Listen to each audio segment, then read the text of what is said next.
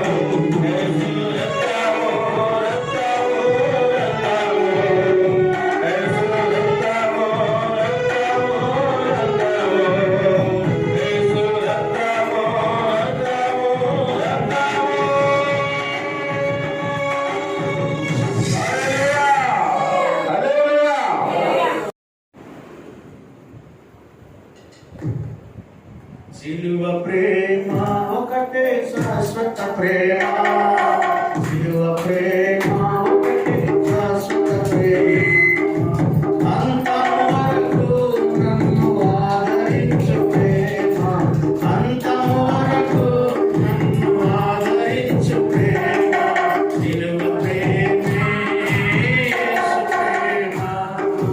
యేసు ప్రేమే సిలువ ప్రేమ సిలువ ప్రేమే యేసు ప్రేమ యేసు ప్రేమే సిలువ ప్రేమ సిలువ ప్రేమ ఒకటే శాశ్వత ప్రేమ సిలువ ప్రేమ ఒకటే శాశ్వత ప్రేమ అంతము వరకు నన్ను ఆదరించు ప్రేమ అంతము వరకు నన్ను ఆదరించు ప్రేమ సిలువ ప్రేమే యేసు ప్రేమ యేసు ప్రేమే సిలువ ప్రేమ సిలువ ప్రేమే యేసు ప్రేమ యేసు ప్రేమే సిలువ ప్రేమ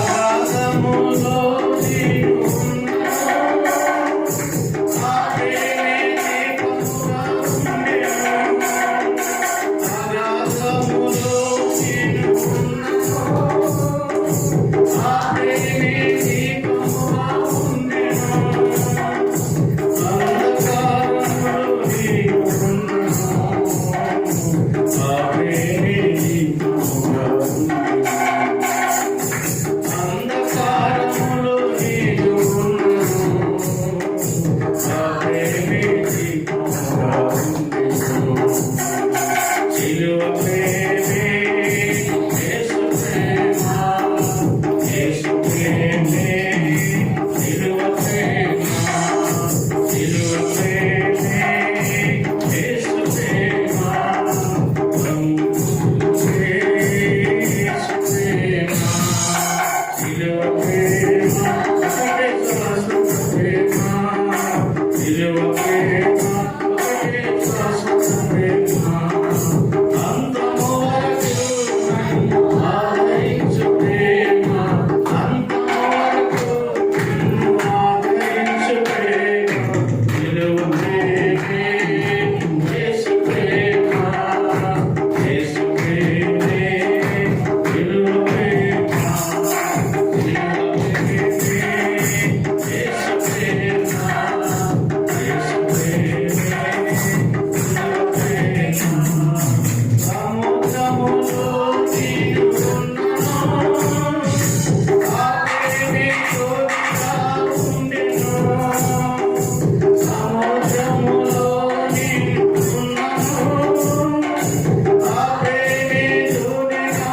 ఉండెను ఎత్తైన స్థలములో నీవు ఉన్నావు ఆ ప్రేమే రెక్కలుగా ఉండెను ఎత్తైన స్థలములో నీవు ఉన్నావు ఆ ప్రేమే రెక్కలుగా ఉండెను సిలువ ప్రేమే యేసు ప్రేమ యేసు ప్రేమే సిలువ ప్రేమ సిలువ ప్రేమే యేసు ప్రేమ యేసు ప్రేమే సిలువ ప్రేమ సిలువ ప్రేమ ఒకటే శాశ్వత ప్రేమ సిలువ ప్రేమ ఒకటే శాశ్వత ప్రేమ అంతము వరకు నన్ను ఆదరించు ప్రేమ అంతము వరకు నన్ను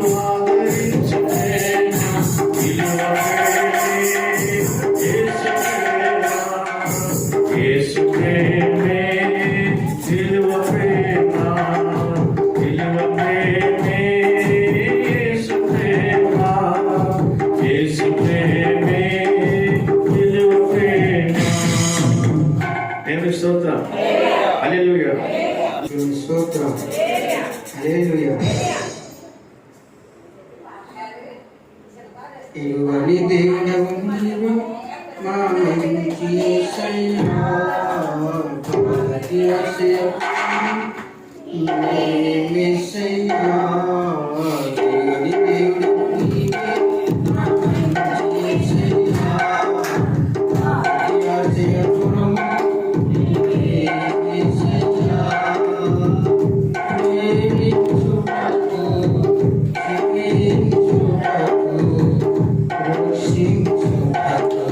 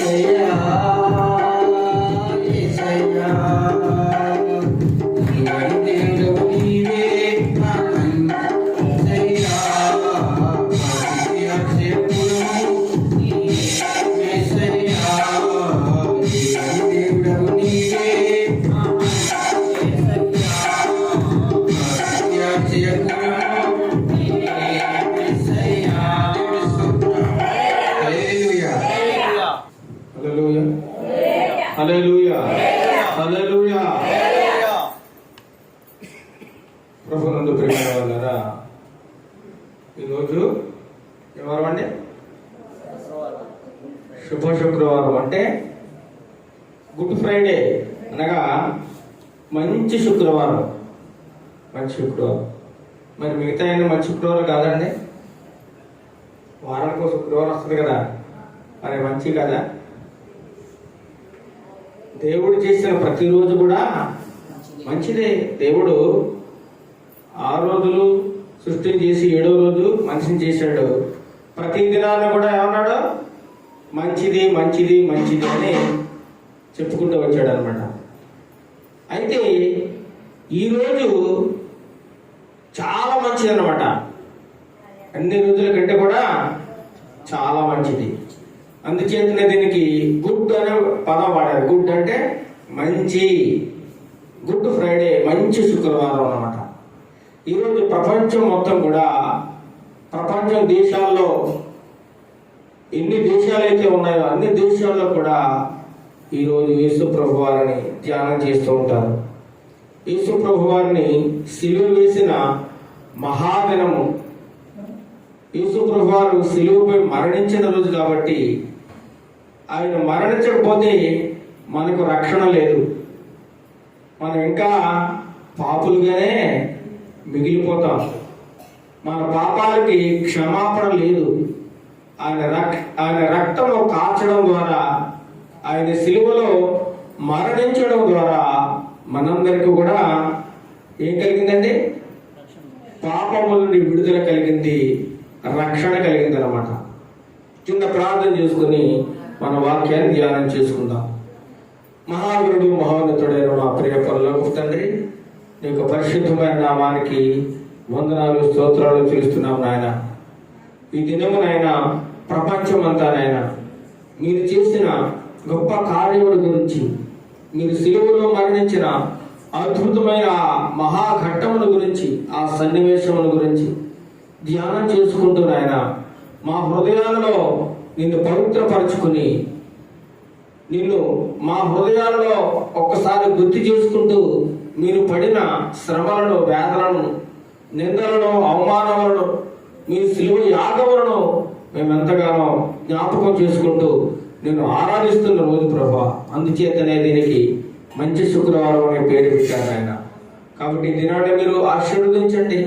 ఈ దినమున మాట్లాడబోతున్న వాక్యము తండ్రి ప్రభా, మీరు సిలువలో పలికినటువంటి ఆడి ముత్యాల లాంటి బంగారం కంటే విలువైన మాటలను మేము ఇప్పుడు ధ్యానిస్తూ ఉండగా, వినగల చెవులను, గ్రహించగలిగే హృదయమును మా ప్రియ బిడ్డలందరికీ దయచేయమని యేసుక్రీస్తు నామములో ఈ ప్రార్థన అడిగి వేడుకొంచున్నాం తండ్రి. ఆమేన్, ఆమేన్. ప్రభునందు ప్రియమైన వారులారా, యేసు ప్రభు వారు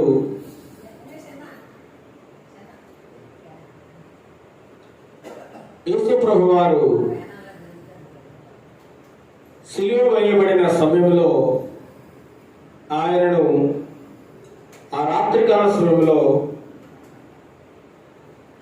బంధించి ఒక దొంగను, ఒక హంతకుడిని, ఒక దుర్మార్గుడిని ఏ విధంగా అయితే బంధిస్తారో ఆయనను సంకెళ్లతో బంధించి ఆ రాత్రికాల సమయంలో ప్రధాన యాజకుల దగ్గరికి తీసుకెళ్ళి, అదేవిధంగా ఆ ఉదయకాల సమయంలో పిలాతు దగ్గర తీసుకెళ్ళి, తర్వాత మళ్ళా హేరోదు దగ్గర తీసుకెళ్ళి, అలా చిత్రహింసలకు, రాత్రికాల సమయంలో చిత్రహింసలకు గురి చేస్తూ ఆయన ముఖం మీద ఉమ్ము వేసి, నీ మీద ఎవడు ఉమ్ము వేసాడో చెప్పు, ఆయన వీపు మీద గుద్దులు గుద్దుతూ నీ వీపు మీద ఎవడు గుద్దాడో చెప్పని చెప్పి ఆయనను అపహాసం చేస్తూ, హేళన చేస్తూ చాలా భయంకరంగా ఆయన నిందిస్తూ ఉన్నారు. అంత మాత్రమే కాదు, యెరూషలేము వీధుల్లో ఆయన్ని ఏం పెట్టి ఊరేగించారండి? భారమైన శిలువ. సుమారుగా 150 కేజీలు బరువు ఉంటుందట ఆ శిలువ. ఎన్ని కేజీలు? 150 కేజీలు బరువు. మొయ్యగలవండి? ఏ మనుషుడన్నా మొయ్యగలడా?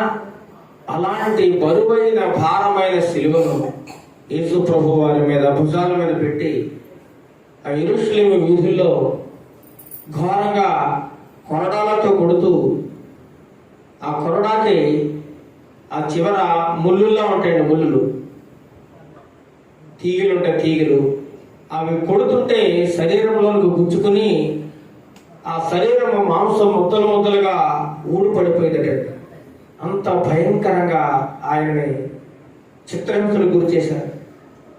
భయంకరంగా కొట్టారు, గుద్దారు, అపహాస్యం చేశారు. నెత్తి మీద ముళ్ళ కిరణం పెట్టి అలా ఒత్తుతూ ఉంటే ఆ ముళ్ళు లోపలికి నెత్తిలో గుచ్చుకుని రక్తం ధారలు ధారలుగా కారుతూ ఉంటే యేసు ప్రభు వారు ఒక్క మాట కూడా మాట్లాడలేదండి. నోరు తెరవలేదట ఆయన ప్రేమ. ఎందుకు ఇదంతా భరించాడో చెప్పండి. ఇదంతా ఎందుకు ఆయన భరించవలసి వచ్చింది? కేవలం నీ కోసం, నా కోసం, మనందరి కోసం ఆయన భరించాడు. యెరూషలేము వీధుల్లో అంతకు ముందు వారమే ఆయన్ని చక్కగా గుర్రం మీద, గాడిద మీద ఆయన్ని ఊరేగించి యెరూషలేము వీధుల్లో హోసన్నా హోసన్నా యేసురాజుకు జయము జయము అన్నటువంటి వారే మళ్ళా వారం వచ్చేసరికి శుక్రవారం నాడు ఏం చేశారండి? భయంకరంగా ఆయన దూషిస్తూ, అవమానపరుస్తూ, భయంకరంగా ఆయనని చిత్రహింసలకు గురి చేస్తూ ఉన్నారన్నమాట. చాలా మంది, కొంతమంది స్త్రీలు రొమ్ము పట్టుకొని ఏడుస్తుంటే, అమ్మా నా కోసం మీరు ఏడవకండి. ఎవరి కోసం ఏడవరండి? మీకోసం, మీ పిల్లల కోసం ఏడవండి. చాలా మంది ఆయన మీద జాలి పడుతున్నారు. అయ్యో అయ్యో యేసుప్రభుని చంపేశారు, యేసుప్రభుని బాధ పెడుతున్నారని, యేసుప్రభుని ఇబ్బంది పెడుతున్నారని వీళ్ళు జాలి పడుతున్నారు. యేసుప్రభు ఏమో మన మీద జాలి చూపిస్తున్నాడు. మనం ఆయన మీద జాలి పడాల్సిన అవసరం లేదండి. ఆయన వచ్చిందే సిలువలో మరణమైపోవడానికి, సిలువలో చనిపోవడానికి ఆయన వచ్చాడు ఈ లోకానికి. ఆయన అన్ని సిద్ధపడే వచ్చాడు. కాబట్టి అందుచేతన యేసు ప్రభు వారు మీకోసం, మీ పాపాల కోసం, మీ పిల్లల పాపాల కోసం, మీ మారు మనస్సు కోసం, మీ రక్షణ కోసం ఏడవండి. నా కోసం ఏడవద్దు. ఇది ఇలా జరగాల్సి ఉంది. నేను మీ అందరి పాపాల కోసం మరణించడానికి ఈ లోకానికి వచ్చాను. చనిపోవాలనే ఉద్దేశంతో వచ్చాను. నేను మరణించకపోతే మీకు రక్షణ లేదు, నేను రక్తం కార్చకపోతే మీకు రక్షణ లేదని యేసు ప్రభు వారు లేఖనాలన్నీ నెరవేర్చబడాలని ఆ శిలువ యాగానికి ఆయన ముందే సిద్ధపడ్డారన్నమాట. అందుచేతనే గెత్సేమనే తోటలో ఆ రాత్రికాల సమయంలో ఎంతో వేదన పడుతూ ఉంటారు, బాధపడుతూ ఉంటారు, తండ్రికి ప్రార్థన చేస్తూ ఉంటారు. తండ్రి నీ చిత్తమైతే ఈ గిన్నె నా యొద్ద నుండి తొలగించు అంటాడు, నీ చిత్తమైతే. ఎందుకంటే ఆ బాధ ఎలా ఉంటుందో ఆయనకు ముందే తెలుసు. వాళ్ళు ఎటువంటి బాధలు పెడతారో. ఒక వ్యక్తిని తెల్లారు వేసేసరికి మహాభయంకరంగా కొట్టేసి ఊరేసి చంపేస్తామని రాత్రి చెప్తారనుకోండి, నిద్ర పడుతుందా? నిద్ర పడతా చెప్పండి? అప్పుడే గుండాగిపోయి చచ్చిపోతాడు ఆ బాధ అంతా తలుచుకుని. కానీ యేసు ప్రభు వారు కూడా ఆయన శ్రమ పడబోయే ఆ శిలువ సన్నివేశం, ఆ ఘట్టాన్ని తలంచుకుంటూ ఈ మనుషుల యొక్క పాపానంతటిని కూడా తన భుజాల మీద వేసుకుని మోస్తున్నటువంటి ఆ సన్నివేశాన్ని ఊహించుకుంటున్నప్పుడు చాలా భారమైనది, చాలా భయంకరమైనది. అయ్యా తండ్రి, నేను ఈ భారాన్ని మోయలేను, కాబట్టి నీ చిత్తమైతే ఈ గిన్నె, ఈ శ్రమలను, ఈ ఇబ్బందులను, ఈ అవమానాలని, ఈ శిలువ శిక్షను నా నుండి దూరం చేయి అంటున్నాడు. కానీ అయినా నా ఇష్టం కాదు ప్రభువా, నువ్వు నన్ను ఎందుకోసమైతే పంపించావో నీ చిత్తాన్ని నెరవేర్చడానికే నేను వచ్చాను, కాబట్టి నీ చిత్తమే నెరవేరుగాక అంటాడు అన్నమాట. ఆ విధంగా యేసు ప్రభు వారు తన తండ్రికి సమస్త విధానంలో అన్ని విషయాల్లో కూడా లోబడిన వాడుగా ఉన్నాడు. ఆయన గెత్సేమనే తోటలో ప్రార్థన చేస్తూ ఉన్నప్పుడు శిష్యులు ఒక్క నిమిషమైనా మెలుకోకుండా ప్రార్థన చేయమంటే ఆ ముగ్గురు కూడా ఏం చేస్తున్నారంటే నిద్రపోతా ఉన్నారు. కానీ యేసు ప్రభు వారు ఆ రాత్రి ప్రార్థనలో గడుపుతూ ఉన్నాడు. ప్రార్థనలో గడుపుతున్నప్పుడు ఆయనకి బీపీ పెరిగిపోతూ ఉంది, భయంకరమైన జ్వరం వచ్చేస్తూ ఉంది. సాధారణంగా బీపీ 80 నుంచి 130 లోపు మామూలుగా. ఈ యేసు ప్రభు వారికి 130 దాటిపోయింది బీపీ. జ్వరం కూడా 106, 107, 110 డిగ్రీలు అయిపోయింది. భయంకరమైన వేడి, విపరీతమైన ఒత్తిడి, బాధ, వేదనతో ఉన్నాడు. అలాంటి సమయంలో ఆ యేసు ప్రభు వారికి చెమట ఏమొస్తుంది? నీరు వస్తుంది కదా. కానీ ఆ నీరుకు బదులుగా రక్తం వస్తుందట. ఏమొస్తుంది? చెమట రక్తంలా కారిపోతుందట. ఆయన ఒక రాతి మీద మోకాళ్ళని చేతులు అలా పెట్టుకుని ప్రార్థన చేస్తున్నప్పుడు ఆ బాధ తలంచుకుంటుంటే ఆయనకి విపరీతమైన బీపీ పెరిగిపోయి జ్వరం వచ్చేసి ఆ బాధ తట్టుకోలేని పరిస్థితుల్లో ఆ చెమటట రక్తంలా వచ్చేస్తున్నాడు దారిలా. అంతగా ఆయన వేదన పడిపోయాడు. అలాంటి సమయంలో యేసు వారిని బంధించి ఆ సైనికులందరూ వచ్చి ఆయన బంధించి తీసుకెళ్ళిపోయారు. శిష్యులందరూ అంటారు, మేము ఆ వచ్చిన నరికి చంపేయమంటారా అంటారు. యేసు ప్రభు వద్దు వద్దు వద్దు, మీరు అలాంటి పని ఏం చేయాలి. అంతలో అక్కడ ఏం చేశాడు, ఆ సైనికుడు చెవి నరికేశాడు. చెవి నరికేసి యేసు ప్రభు వారు, మీరు అర్జెంటుగా కత్తిని లోపల పెట్టండి. కత్తి ఎవరు వాడకూడదు, ఎవడైతే కత్తి వాడతాడో మళ్ళా వాడు కత్తి చేత నాశనం అయిపోతాడు. కాబట్టి కత్తిని మీరు ధరించవద్దు ఆయుధంగానే. మళ్ళా చెవి తీసి మళ్ళీ తిరిగి ఆ సైనికుడికి అతికేశారండి. ఎంత గొప్ప ప్రేమ చూడండి. హల్లెలూయా. ఆ యెరూషలేము వీధుల్లో ఉదయం నుండి ఆ శిలువ కల్వరి కొండకు వెళ్ళేంత వరకు కూడా ఆ శిలువ మోయిస్తూ దగ్గరగా ఆయన 3 మార్లు ఆయన శిలువ మోయలాగా కింద పడిపోతే హనుమత యూసేపు సహాయంతో శిలువ మోయించి చివరికి కల్వరి కొండ మీదకి ఆయన తీసుకువచ్చి శిలువ వేశారండి. ఏం చేశారండి? శిలువ వేశారు. చాలా భయంకరంగా ఆయన్ని చాలా దారుణంగా. ఆయన ఏమైనా పాపం చేశాడు చెప్పండి? ఏమైనా పాపం చేశాడా? అన్యాయం చేశాడా? ఎవరినైనా ముంచాడా? ఎవరినైనా హత్య చేశాడా? ఎవరినైనా పాడు చేశాడా? ఏమీ చేయలేదే. పుట్ట అన్యాయంగా, అక్రమంగా, ద్వేషంతో, పగతో ఆయన ఏం చేశారండి? సిలువకి అప్పగించారన్నమాట. యేసు ప్రభు వారు ఆ సిలువ బరువును మోసారైన. ఆ సిలువ బరువు అంటే మనందరి పాపభారాన్ని ఆయన భుజాల మీద వేసుకుని ఆ యొక్క వీధుల్లో నడుస్తూ ఉన్నాడు అనమాట. కలవరైనటువంటి ప్రదేశానికి ఆ కొండ మీదకి తీసుకొచ్చారు. మండు ఎండ మలమల మాడిపోతా ఉంది. యేసు ప్రభు అంటే చాలా సుందరమైన వాడు, చాలా అందగాడు. దగ్గర 85 కేజీల బరువు ఉన్నటువంటి మహాబలమైన మనిషి ఆయన యేసు ప్రభు. మంచి యవన ప్రాయంలో ఉన్నాడు ఆయన. చూడడానికి ఎంతో చక్కగా ఉంటాడు. అలాంటి మనిషి ముఖం అంతా ఏమైపోయిందండి? రక్తంతో నిండిపోయింది. రక్తం, ఒళ్ళంతా గాయాలు, రక్తం అలా ఏరులే కారుతుందన్నమాట. భయంకర, చూడడానికి కూడా చాలా అసహ్యంగా కనబడతా ఉందట. జనాలు చూడలేకపోతున్నారు. అయ్యో అయ్యో అయ్యో, ఎంత గొప్ప మనిషి, ఇలాంటి అద్భుత కార్యాలు, ఇలాంటి మహత్కార్యాలు చేసిన వ్యక్తికి ఇలాంటి శ్రమ వచ్చిందా అని ఎంతో మంది ఏడుస్తున్నారట.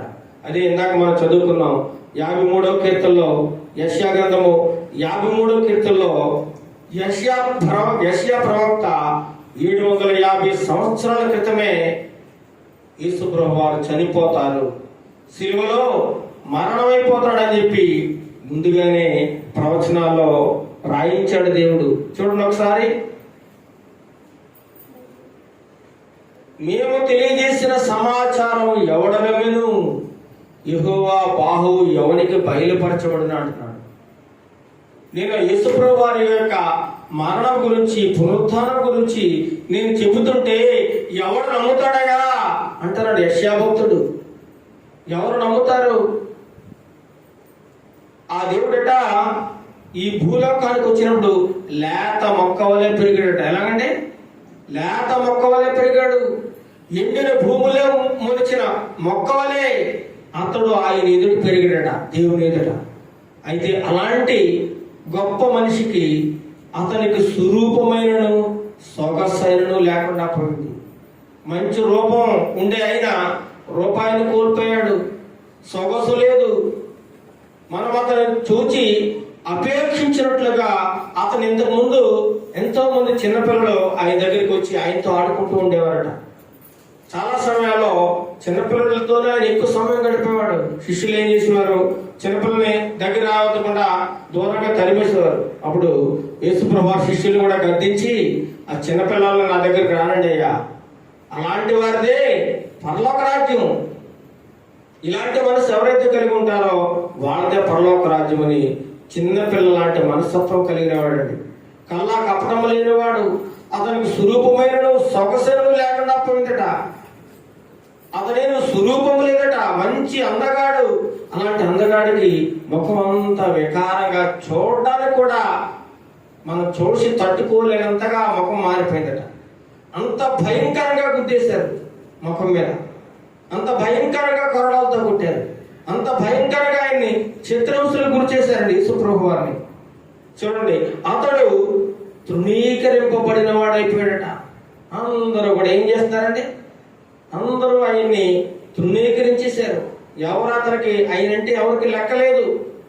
ఒకప్పుడు అయ్యా మాకు స్వస్థతలు కావాలి, అద్భుతాలు కావాలి, మమ్మల్ని రక్షించండి రక్షించండి అని ఆయన వెంబడొచ్చేవారు ఈరోజు ఆయన ఏం చేస్తారండి, తృణీకరించేశారు. యేసుని సిలువేయండి సిలువేయండి అంటున్నారు, అంతే, చంపేయండి, మాకు అవసరం లేదు అంటున్నారు. ఒకప్పుడు ఆయన ద్వారా ఎన్నో అద్భుత కార్యాలు మేలు పొందినవారు, తర్వాత మనుషుల వలన ఏమైపోయాడట, తృణీకరింపబడిన వాడిగా మిగిలిపోయాడు. ఆయన వ్యసనాక్రాంతుడుగాను అసహించుకుంటున్నారు, ఆయన్ని చీకొడుతున్నారు. మనుషులు చూడనల్లనిగా, వ్యాధిని అనుభవించిన వాడుగాను, మనుషులు చూడనల్లని వాడిగా అయిపోయాడు. మనుషులు చూడలేకపోతున్నారండి ఆయన్ని. చూడండి, ఒక వ్యక్తి అందంగా ఉన్నాడు, ఇంకొక వ్యక్తి చాలా చిరాగా, ముఖం అసలు బాగాలేదు. మన ఇద్దరు ఎవరిని చూస్తామండి, అందంగా ఉన్న వాళ్ళే చూస్తాం ఎక్కువ. అందంగా లేని ఎవరు పట్టించుకోరు. అలా అయిపోయాడు యేసుప్రభు వారు. మనుషులు చూడవల్లని వాడిగా అయిపోయాడు ఆయన. అతడు తృణీకరింపబడిన వాడు కనుక మనం అతడిని ఎందుకు చేయకపోతే నిశ్చయంగా అతడు మన రోగములను భరించను. మన రోగాలన్నీ కూడా ఆయన మీద తీసుకున్నాడు. మన బాధలు, మన వ్యసనాలు, మన అలవాట్లు, మన చెడు అలవాట్లన్నీ కూడా ఆయన మీద మోపబడ్డాయి. మొత్తపడ్డాడు ఆయన. దేవుని చేత బాధింపబడిన వాడిగా అయిపోయాడట. ఇంకా చూస్తే శ్రమ పొందిన వాడిగా మనం అతన్ని ఎంచి ఉన్నాము. మన అతిక్రమ క్రియలను బట్టి, వెనక మన పాపాలను బట్టి ఆయన గాయపరచబడ్డాడట. మన దోషాలను బట్టి నలగొట్టబడ్డాడట. మన సమాధానార్థమైన శిక్ష అనగా ఈ సిలువని నీ మీద నా మీద మనందరి మీద పెట్టాలి. యాక్చువల్గా మనం మోయాలి. ఈ భారం ఎవరు మోయాలండి? 150 కేజీలు సిలువ మన మీద పెడితే మోయగలమా? మోయలేము.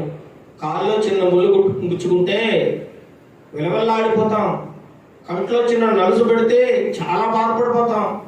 అలాంటిది చాలా భయంకరంగా సిలువను ఆయన చేత మోయించారండి.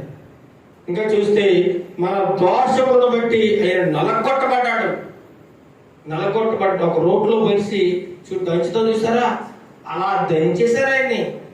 అంత దారుణంగా హింసించారు యేసుప్రభు వారు. అతడు దౌర్జన్యం పొందాడట.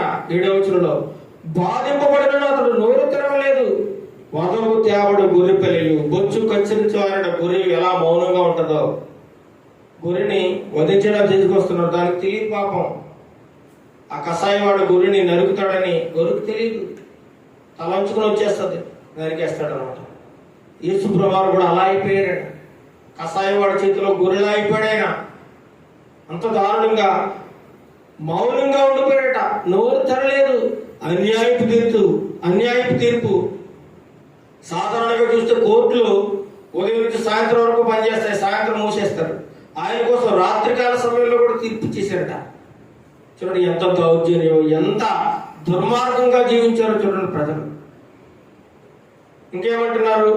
అన్యాయపు తీర్పు పొందిన వాడే అతను కొనుక్కోబడిను, సజీవుల భూమిలో ఉండి అతడు కుట్టివేయబడిను. ఆయనను అతని తరము వారిలో ఈ సంగతి ఆలోచించిన వారు ఎవరు లేరట. అయ్యో, ఎందుకు మనం ఇతను ఇలా బాధ పెడుతున్నాం? ఎందుకు ఇతను ఏ తప్పు చేశాడు? ఏ నేరం చేయలేదు కదా. పిలాతు అంటాడు, ఇతనిలో ఏ దోషం నాకు కనబడతలేదు, ఇతను ఎటువంటి పాపము చేయలేదు, ఇతను మరణశిక్షకు తగిన ఎటువంటి నేరం చేయలేదు, కాబట్టి ఇతను విడుదల చేద్దామంటే అవసరం లేదు. అతను దేవదోషణ చేశాడు, నేనే దేవుడని చెప్పుకుంటున్నాడు, కాబట్టి ఇతనికి మరణశిక్ష తగినది అంటాడు. అంతకీ కూడా వాళ్ళ కోపం చల్లారని పోనీ ఈ పస్కా పండుగలో ప్రతి సంవత్సరం ఒక ఖైదీని విడుదల చేస్తాం కదా, అదే విధంగా యేసు ప్రభు వారిని ఒక ఖైదీ అనుకుని వదిలేద్దాం, విడిచిపెడదాం అంటే వాళ్ళందరూ వద్దు వద్దు వద్దు వద్దు, యేసు ప్రభుని వదలొద్దు. ఆ జైల్లో ఉన్నాడు చూసాడా, హత్యలు, మానభంగాలు, దుర్మార్గమైన పనులు చేస్తున్నాడు బరబ్బా కూడా ఒకడు ఉన్నాడు, అతను వదిలేయండి అంటున్నారు. చూడండి మనుషులు ఎలాంటి వారో చూడండి. దొంగనేమో విడిచిపెట్టమంటున్నారు, మంచోడేమో రక్షకునేమో సిలువేయమంటున్నారు. ఇలాంటి దౌర్జన్యం, అవమానం, అన్యాయం ఆయనకి జరిగిందటండి. ఇంకా చూసినట్లయితే ఆయనకి అతని నలుగొట్టుటకు యెహోవాకు ఇష్టమైంది. దేవునికి ఇష్టమట అలా నలగొట్టబడ్డం, ఆయన అలా సిలువ వేయబడ్డం దేవునికి ఇష్టమైంది. అందుచేతనే నా కోసం అయ్యా బాబు, ఈ ప్రజలను కాపాడడానికి, ఈ ప్రజల కోసం సిలువ వేయబడ్డానికి, ఈ ప్రజల కోసం రక్తం కాచడానికి నువ్వు వెళ్తావా నువ్వు తన ప్రియ కుమారుడు అడిగినప్పుడు నేను వెళ్తానని సిద్ధపడి ఈ లోకానికి వచ్చిన వాడే యేసుక్రీస్తు ప్రభువు. అన్నిటికీ సిద్ధపడి వచ్చాడు మనందరి కోసం. ఆయన్ని సిలువేసేశారు, సిలువేశారు. సిలువేసి ఆ మండుటెండలో మహాభయంకరంగా ఆయన అవమానపరుస్తూ ఉన్నారట. ఆ శిలువ ఎత్తు 15 అడుగులట, వెడల్పు 8 అడుగులట. ఆ మేకుల పొడవు ఒక్కో మేకు 8 అంగుళాల మేకులట. 3/4 3/4 అంగుళాలు వెడల్పు గల మేకలేవు. ఆ 350 మంది సైనికులు పాల్గొన్నారట ఆయన చంపడానికి. ఎంతమంది అండి? 350 మంది ఒక్కడ కోసం. ఆయన రక్తం అట 6.5 లీటర్ల రక్తం మొత్తం కారిపోయిందటండి. 6.5 లీటర్ రక్తం శరీరంలోంచి పోయిందట. ఆఖరి రక్త బొట్టు కూడా మిగల్చకుండా ఇంకా ఏమన్నా బతుకున్నాడా లేదని చెప్పి బళ్ళంతో పొడిచి చూశారట. అప్పుడు రక్తం వచ్చేసింది. కొన్ని నీళ్లు ఉంటే ఆ నీళ్లు కూడా బయటకు వచ్చేసింది. చివరి రక్తం బొట్టు కూడా ఆయన మన కోసం కాచాడండి. అలాంటి మహా గొప్ప మనిషి సిలువలో 7 మాటలు పలికాడండి. వాటిని సప్త పదాలు అంటారు. ఏమంటారు? సప్త పదాలు. అందులో మొదటి మాట యేసు ప్రభువారు అంటున్నారు. చూద్దామండి. లూకాసు వార్త 23వ అధ్యాయము 33వ వచనం చదవండి. లూకాసు వార్త 23వ అధ్యాయము 33. వారు కపాలమనబడిన స్థలములకు వచ్చినప్పుడు అక్కడ కుడివైపున ఒకరిని, ఎడమ వైపున ఒకరిని, ఆ నేరస్తులను ఆయనతో కూడా సిలువేసిరి. చూడండి, యేసు ప్రభువారు మధ్యలో ఉన్నారు. యేసు ప్రభువారితో కూడా ఎడమవైపు ఒకడు, కుడివైపున ఒకడు, 2 దొంగల్ని సిలువేశాడు. ఎందుకంటే వాళ్ళు దొంగలాలు, ఎన్నో నేరాలు, హత్యలు, మానభంగాలు, దోపిడీలు, దుర్మార్గమైన పనులు చేశారు కాబట్టి వాళ్ళని కూడా సిలివేశారు. వాళ్ళకి అది సరైన శిక్షే. యేసుప్రభు వారితో కూడా వారిని సిలివేశారు. యేసుప్రభు ఏ నేరం చేయలేదు కదా, ఆయన కూడా ఆ దొంగల లెక్కలో కలిపేశారు అన్నమాట. అయితే ఆ యొక్క 2 దొంగల్లో ఒక దొంగ మాట్లాడుతున్నాడు. ఒక దొంగ ఎవరతను? కుడి వైపున ఉన్నటువంటి ఒక దొంగ, ఎడవైపున దొంగ యేసు ప్రభు వారిని ఎగతాళి చేస్తా ఉన్నాడు. ఓ యేసు, నువ్వు గొప్ప రక్షకుడు అవట కదా, ఎంతో మందిని చనిపోయిన సైతం బతికించేవాట కదా, ఎంతో గొప్ప అద్భుత కార్యాలు చేసేవాట కదా, మరి ఎందుకు ఈ సిలువలో యాత్ర పడుతున్నావు? ఎందుకు నీ నరకయాత్ర అనిపిస్తున్నావు? నిన్ను నువ్వు రక్షించుకుని మమ్మల్ని కూడా రక్షించచ్చు కదా, ఎందుకు నువ్వు ఈ ఇబ్బంది పడుతున్నావు అని చెప్పి ఎడమవైపు ఉన్న దొంగ ఏం చేస్తాడండి? ఎగతాళిగా మాట్లాడుతున్నాడు యేసుప్రభు వారిని. యేసుప్రభు వారు ఒక్క మాట కూడా మాట్లాడలేదు. అప్పుడు కుడివైపు ఉన్న దొంగ ఏమంటున్నాడు? ఏమంటున్నాడండి? రే బాబు, తప్పు మాట్లాడుతున్నావు, మూర్ఖంగా మాట్లాడుతున్నావు. నువ్వు నేను దొంగలు, నేరస్తులు, దుర్మార్గులు, ఎన్నో అన్యాయాలు చేసాం, ఎంతో మందిని చంపాం, ఎంతో మందిని మానభంగాలు చేసాం, ఎంతో మంది డబ్బు దోచుకున్నాం, దుర్మార్గంగా ప్రవర్తించాం. కాబట్టి నీకు నాకు శిక్ష, ఈ శిక్ష సరైందే. కానీ ఈ మహానుభావుడు, ఈ పరిశుద్ధుడు, ఈ యేసుక్రీస్తు ప్రభువారు ఏ నేరము చేయలేదు కదా, ఏ తప్పు చేయలేదు కదా, ఎందుకు నువ్వు అలా ఆయన నిందిస్తూ అవమానకరంగా మాట్లాడతావని ఈ కుడి వైపున ఉన్న దొంగ ఈ ఎడవైపున ఉన్న దొంగని గద్దించాడు. అప్పుడు అంటాడు ఆ యొక్క కుడి వైపున ఉన్న దొంగ, ఆ సిలువలో యేసు ప్రభు వారిని ఒక పక్కగా సైడ్ నుంచి చూస్తుంటే ఆయన హృదయం అంతా మారిపోతా ఉంటాడు. ఎంతో పశ్చాత్తాపం చెందుతూ ఉన్నాడు, ఏడుస్తూ ఉన్నాడు. తన పాపాలన్నీ ఒకటే గుర్తుకొస్తా ఉన్నాయి. తను చేసిన అన్యాయం, అక్రమం, తను చేసిన దుర్మార్గమైన పనులు ఇవన్నీ గుర్తుకొచ్చి, అయ్యా నేను పాపిని ప్రభువా, నేనెంతో దుర్మార్గుని, దొంగని, ద్రోహిని, నాకు ఈ శిక్ష సరైంది.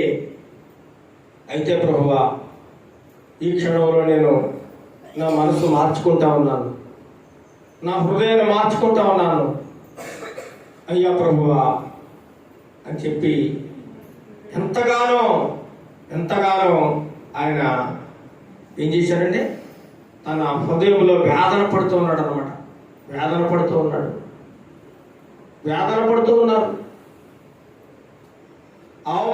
అవమానపరుస్తున్నారు చాలా మంది అయ్యింది. కానీ శిలువలో ఉన్నటువంటి ఈ దొంగ ఏం చేస్తారండి, పశ్చాత్తాపం చెందుతూ ఉన్నాడు.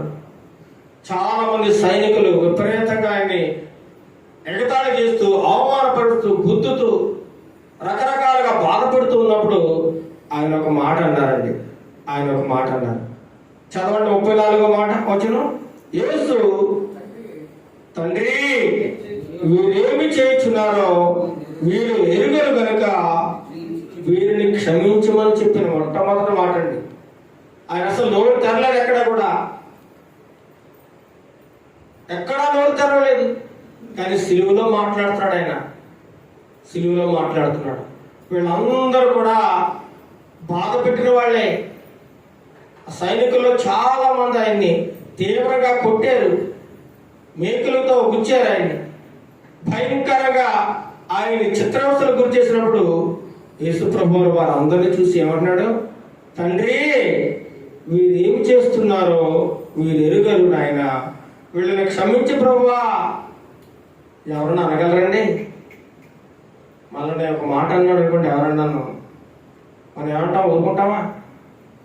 మనం లేనిపోయిన మాట మన మీద అనేసారు అక్రమంగా మనం ఒక దొంగతనం చేయలేదు అనుకుందాం. దొంగతనం చేసేవని ఎవరో అన్నారు మనకి ఎలా ఉంటుందండి? ఊరుకుంటామా? ఊరుకోం. నేను ఎక్కడ దొంగతనం చేశాను, నువ్వు నిరూపించు, దమ్ముంటారా అని చెప్పేసి రకరకాలుగా మనం గొడవకు దిగుతాం, ఏమాత్రం ఒప్పుకోం. లేదా ఏదైనా ఒక నింద మన మీద మోపారు అనుకోండి, మనం భరించలేము, తట్టుకోలేము, ఎదురు మాట్లాడతాం. ఒకవేళ ఒక మాట తిట్టాడు అనుకోండి, మనం 10 తిట్టేస్తాం. మనకి ఏమాత్రం ఓర్పు లేదు, సహనం లేదు, ఓర్చుకునే శక్తి లేదు. కానీ యేసు ప్రభు వారిని అంతగా బాధపడేస్తుంటే కూడా, అయ్యా నాయన తండ్రి వీళ్ళు ఏం చేస్తున్నారు కూడా వీళ్ళకి అర్థం కావట్లేదు నాయన, వీళ్ళు తెలియక చేస్తున్నారు, క్షమించిన ఆయన వీళ్ళ మీదకి ఈ దోష శిక్ష రాకుండా, ఎటువంటి పాపం వీళ్ళ మీద మోపబడకుండా వీళ్ళ కాపాడు నాయన, వీళ్ళ రక్షించు అని అటువంటి శ్రమలో ఉండి కూడా బాధపడుతూ రక్తం కారిపోతూ ఉంటుంటే, మండు టెండ మన మాడిపోతూ ఉంది. ఆయన శరీరం వేడెక్కిపోయింది, జ్వరంతో ఉన్నాడు, వణుకుతూ ఉన్నాడు, చాలా బాధలో ఉన్నాడు. అలాంటి పరిస్థితుల్లో కూడా యేసు ప్రభువు శిలువలో ఉండి ఏమంటున్నాడండి, క్షమించమంటున్నాడు. మొట్టమొదటి మాట క్షమించడం. మరి క్షమించే మనసు మనకుందా లేదా ఒకసారి చూసుకోండి. ఎంతటి పాపమైనా క్షమించే గొప్ప మనసు యేసయ్యకు ఉంది. మరి మన పొరుగువాడు చిన్న తప్పు చేస్తే మనం క్షమించగలుగుతున్నామా? శిష్యులు అడుగుతారు, యేసు ప్రభువు సమాజ మందిరాల్లో అనేక చోట్ల కూడుకున్నప్పుడు, అయ్యా నేను నా సహోదరుల ఎన్ని మార్లు క్షమించాను వాళ్ళని? 7 సార్లు క్షమిస్తే సరిపోతుందా? పోనీ 70 సార్లు క్షమిస్తే సరిపోతుందా అని అడిగినప్పుడు 77 ఏళ్ల మట్టుకట. ఎన్ని సంవత్సరాలు? 77 ఏళ్ళు. అంటే బతికినంతకాలం క్షమిస్తూనే ఉండాలట. మన సహోదరులు మన ఎడల తప్పు చేస్తే క్షమిస్తూనే ఉండాలి. ఓర్చుకుంటూనే ఉండాలి, భరిస్తూనే ఉండాలి. ఏమాత్రం తిరిగి వారిని దూషించకూడదు. ఆ మాదిరిని ఆయన బ్రతుకున్న రోజుల్లో ఎంతో మందికి చూపించాడు. ఆయన అంత ఘోరంగా హింసించినా సరే వారిని క్షమించమంటున్నాడు. అంత కరుణా సంపన్నుడు యేసు ప్రభు వారు. సిలువ వేస్తున్నవారట నిమిత్త మాత్రులట, కానీ వారు క్షమించబడాలనేది యేసు ప్రభు వారి యొక్క ఉద్దేశం. చూడండి, క్రీస్తు యొక్క ప్రేమ ఎంత గొప్పదో చూడండి. బాధ పెడుతుంటే కూడా క్షమించమంటున్నాడు, కొరడాలతో కొడుతుంటే కూడా క్షమించమంటున్నాడు. ఆయన ప్రేమ ఎంత గొప్పదో చూడండి. శ్రమలో కూడా ఆయన ప్రేమను చూపిస్తా ఉన్నాడు, జాలిని చూపిస్తా ఉన్నాడు. దయ, కనికరం, కరుణ కలిగిన గొప్ప ప్రేమమూర్తి యేసు ప్రభు వారు. అలాంటి ప్రేమమూర్తిని అతి దారుణంగా, కిరాతకంగా సిలివేసేశారు. అబద్ధ సాక్ష్యాలు ఆయన మీద మోపారు. చాలా దారుణంగా ఆయన్ని హింసించారనమాట. వెంట్రుకలు కూడా పీకేస్తున్నారట. వెంట్రుకలు పీకేసి, నీ వెంట్రుకలు ఎవరు పీకారు చెప్పు. చెంపల మీద కొట్టేసి, నిన్ను ఎవడు కొట్టాడో చెప్పని ఆ ముఖానికి కొట్టేసి కొట్టేవారట. ముఖానికి కొట్టేసేసి పాటలో దావడం మీద కొట్టేసి, నిన్ను ఎవడు కొట్టాడో చెప్పు. ఎంత దారుణమో చూడండి. ఒక ఆట వస్తువులు, ఒక బొమ్మలా వాడుకున్నారండి. ఎంత దారుణంగా, ఎంత అన్యాయంగా ఆయన స్వరూపాన్ని కోల్పోయాడు, వ్యసనాక్రాంతుడైపోయాడు. యూదుల రాజు అయితే నిన్ను రక్షించుకొని ఎగతాళి మాటలు. ఎంత దారుణం చూడండి. అంత దారుణమైన పరిస్థితుల్లో కూడా ప్రవచనాల నెరవేర్పు కోసం ఆయన సిలువ వేయబడ్డాడు. నీకు నాకు రక్షణ రావాలంటే ఆయన ఏమవ్వాలండి? సిలువ వేయబడాలి. చాలా మంది సిలువ వేయబడిన రోజు చాలా మంది బాధపడుతూ ఉంటారు. కానీ ఈరోజు మనం చాలా సంతోషించాల్సిన రోజు. ఎందుకంటే మన పాపాలకి విముక్తి కలిగిన రోజు, మన పాపం పోయే రోజు, మనకు రక్షణ కలిగిన రోజు. కాబట్టి ఈరోజు చాలా సంతోషించాల్సిన రోజు అన్నమాట. మోయలేనంత బరువైన సిలువ మనందరి కోసం మోసాడు. సిలువ మ్రాను పైన శాపగ్రస్తుడైపోయాడు. మనందరి పాపాన్ని తండ్రి దేవుడు ఆయన మీద మోపడండి. కాబట్టి ఆ యొక్క పాపాన్ని భరిస్తూ, ఆ వేదనను భరిస్తూ, ఆ శిక్షించిన వారిని అందరినీ కూడా క్షమించండి నాయన, క్షమించండి ప్రభువా. వీళ్ళని ఎటువంటి ఇబ్బందులకు గురి చేయొద్దు నాయన, వీళ్ళ మీద ఎటువంటి పాపం మోపొద్దు నాయన, వీళ్ళు తెలియక వీళ్ళు చేస్తా ఉన్నారు, కాబట్టి వీళ్ళు క్షమించండి అని మొట్టమొదటిగా యేసు ప్రభు వారు సిలువలో పలికారు. గొప్ప మాట. ఆయన కొట్టేవాళ్ళకి తన వీపుని అప్పగించేశాడట. కొట్టేవాళ్ళకి ఏం చేశారంటే, వీపుని కొట్టుకోండి అంతే, ఇష్టం వచ్చినట్టు కాళ్ళు చేతులు కట్టేసి. ఆయన ఎక్కడైనా పారిపోతారండి?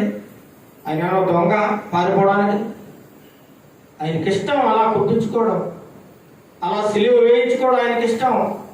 అందుకోసమే కదా ఆయన ఈ లోకానికి వచ్చింది. భోగభాగ్యాలు అనుభవించడానికి, మేడలు మిద్దులు కట్టుకోవడానికి, డబ్బు సంపాదించుకోవడానికి, ఏవో సంపాదించుకోవడానికి రాలేదండి.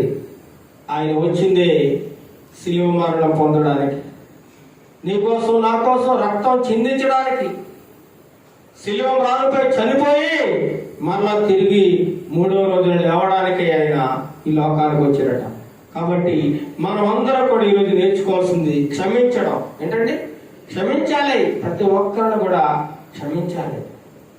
ఎవరు ఎంత తప్పు చేసినా మనం తట్టుకోలేము. ఒక్కొక్కసారి నాకే కూడా ఒక్కొక్కసారి కోపం వచ్చేస్తూ ఉంటుంది. ఎవరైనా తప్పు చేసినప్పుడు, చిన్న పని చేసినప్పుడు ఇంట్లో కానీ కోపం వస్తూ ఉంటుంది, తట్టుకోలేము. మానవులు సహజంగా కోపం వస్తుంది. కానీ దేవుడు కూడా ఏమంటున్నాడంటే, ఆ కోపాన్ని మనం అణుచుకోవాలట. కోపం పడండి చిన్నపిల్లల మీద కానీ తప్పు చేసిన, కానీ పాపం చేయకూడదట. మన కోపం ఎంతవరకు ఉండాలట? ఎంతవరకు ఉండాలి చెప్పండి? సూర్యుడు ఉదయించినప్పటి నుంచి మళ్ళీ అస్తమించే వరకే మాత్రమే ఉండాలి మన కోపం. తర్వాత వదిలేయాలి. మళ్ళీ వెంటనే వెళ్ళి ఆ స్నేహితుడి దగ్గరకో, ఎవరైతే మన ఏడల తప్పు చేసిన అతని దగ్గరికి వెళ్ళి ఆయన నన్ను క్షమించు, నీ మీద నాకు ఎటువంటి కోపం లేదు, మన ఇద్దరము ఈ రోజు నుండి స్నేహితులం, మనమిద్దరము దేవుని పిల్లలం కాబట్టి మన ఇద్దరు శత్రువులుగా ఉండకూడదు అని చెప్పి ఒకరినొకరు గౌరవించుకోవాలి, ఒకరినొకరు ఆదరించుకోవాలి, ప్రేమించుకోవాలి. అదండి దేవుని యొక్క ప్రేమ. దేవుని యొక్క ప్రేమ చూపించాలి. క్రైస్తవుడు అంటే ఎవరండి? క్రీస్తుని ధరించుకున్నవాడు, క్రీస్తును కలిగి ఉన్నవాడు, క్రీస్తు లక్షణాలు కలిగి ఉన్నవాడినే క్రైస్తవుడు అంటాం తప్ప ఎవరు పడితే వాడు క్రైస్తవులు కాదండి. క్రీస్తులా జీవించాలి క్రైస్తవుడు అయితే. క్రీస్తు చూపిన మాదిరి, క్రీస్తు చూపిన ఆ యొక్క మంచి నడవడి మనకు కలిగి ఉండాలి. అలాంటి సమయంలోనే మనం ఇతరులను క్షమించగలుగుతాం, ఓర్చుకోగలుగుతాం, తట్టుకోగలుగుతాం. ప్రభువా, నా స్నేహితుడు నన్ను దూషిస్తూ ఉన్నాడు, నన్ను అవమానపరుస్తూ ఉన్నాడు, నన్ను ఇబ్బందులకు గురి చేస్తా ఉన్నాడు, నన్ను ఎంతగానో బాధ పెడుతూ ఉన్నాడు, అతను నాశనం చేసే ప్రభువా అనకూడదు. ఏం చేయాలి? అతన్ని క్షమించు ప్రభువా. తెలియక ఆ అబ్బాయి లేదా ఆ బిడ్డ నా మీద కక్ష పెంచుకున్నాడు, తెలియక నన్ను ఇబ్బంది పెడుతున్నాడు, తెలియక నన్ను దూషిస్తా ఉన్నాడు, ఆ బిడ్డని క్షమించు ప్రభువా అని ఆ బిడ్డ కోసం ప్రార్థన చేయాలి తప్ప అతన్ని పాడైపోవాలి కానీ నాశనమైపోవాలి కానీ ఏమాత్రం కోరుకోకూడదు. అలా నువ్వు ప్రార్థన చేశారట, వాడి నెత్తి మీదట నిప్పులు కొంపడగా పోసినట్టే. దేవుడే చూసుకుంటాడు, వాడు చెడ్డోడా మంచోడా, వాడికి ఎటువంటి శిక్ష చేయాలనేది దేవుడే చూసుకుంటాడు. మనం ఏం చేయాలండి? క్షమించాలి, ప్రార్థన చేయాలి, ప్రేమ చూపించాలి. సిలువలో కూడా యేసు ప్రభువారు అదే ప్రేమ చూపించాడు. ఆయన శరీరధారిగా ఆయన భూమి మీద జీవిస్తున్న కాలంలో ఎటువంటి ప్రేమను చూపించాడో, సిలువలో శ్రమలో బాధలో ఇబ్బందుల్లో ఉండి కూడా తోటి వారిని ప్రేమించే గొప్ప మనసు కలిగిన వాడు, క్షమించే గొప్ప మనసు కలిగిన వాడు యేసు ప్రభువారు. ఇక రెండో మాట మనం చూద్దాం. రెండో మాట అదే లోక సువార్త 23వ అధ్యాయము 43వ వచనం చూడండి. అదే లోక సువార్త 23వ అధ్యాయం 43వ వచనం. అందుకు ఆయన వానితో, నేడు నీవు నాతో కూడా పరదేశంలో ఉందో అని నిశ్చయముగా నీతో చెప్పుచున్నాను. మొట్టమొదటి మాట ఏంటంటే, తండ్రి వీరేమి చేయించున్నారో వీరు ఎరుగరు కనుక వీరిని క్షమించండి. అది మొదటి మాట. రెండో మాట పలుకుతా ఉన్నాడు. ఇందాక చెప్పుకున్నాం మనం, సిలువలో ఆయనతో పాటు ఇద్దరు దొంగలు. మొదటి దొంగ ఆయన్ని హేళనగా మాట్లాడాడు, రెండో దొంగ పశ్చాత్తాపడుతూ వేదనతో తన పాపాన్ని ఒప్పుకుంటూ ప్రభువారి మాట మాట్లాడుతున్నాడు. ఏమని చెప్పండి? యేసు అందుకు ఆయన వారితో, నేడు నీవు ఆ ముందు చూడండి, యేసు ఆయనను చూచి, యేసు నీవు నీ రాజ్యంలోనికి వచ్చినప్పుడు నన్ను జ్ఞాపకం చేసుకో. కుడివైపున దొంగ అంటున్నాడు, అయ్యా ప్రభువా, నీ రాజ్యంలోకి వెళ్ళినప్పుడు, పరదేశంలోకి వెళ్ళేటప్పుడు నన్ను జ్ఞాపకం చేసుకుని ఆయన, నేను దుర్మార్గుడు ప్రభువా, నేను హంతకుని, ద్రోహిని, నన్ను కూడా ఒకసారి నువ్వు జ్ఞాపకం చేసుకో ప్రభువా, నన్ను రక్షించు నాయనా అని సిలువలో ఉన్నటువంటి కుడివైపున దొంగ యేసు ప్రభువాన్ని మొర్ర పెట్టుకుంటున్నాడండి. ఆయన బతుకుడుగా మారలేదు. సిలువ వేయక ముందు భయంకరమైన దుర్మార్గుడు. సిలువ వేసిన తర్వాత యేసు ప్రభుని చూసిన తర్వాత ఆ యేసు ప్రభు యొక్క ఆ మొదటి మాటను ఆ దొంగ విన్నాడండి. తండ్రి వీరేం చేస్తున్నారో వీరు ఎరుగరు కనుక వీరిని క్షమించు అన్న మాట నా దొంగ విన్నాడు.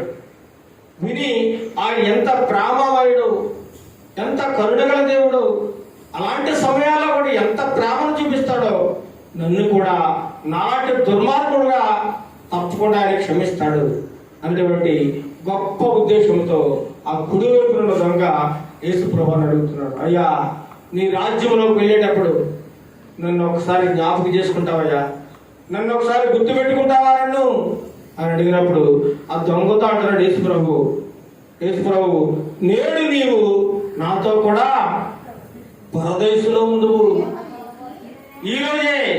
ఈరోజే నువ్వు నాతో కూడా పరదేశంలో ఉంటావు. పరదేశంగా నెమ్మది పొందే స్థలము, ఆదరణ పొందే స్థలము.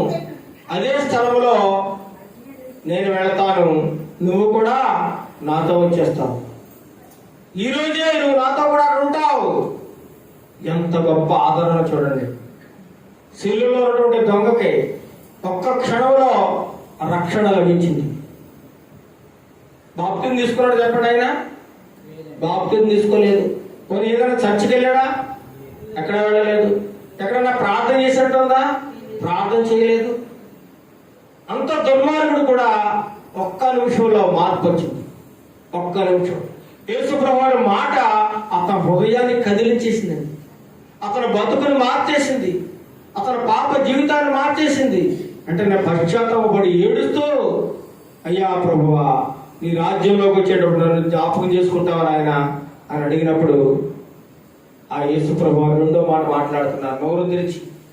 అంత బాధలో ఉండి కూడా, నేడు నీవు నాతో కూడా పరదేశంలో ఉంటావు, పరదేశంలో ఉంటావు.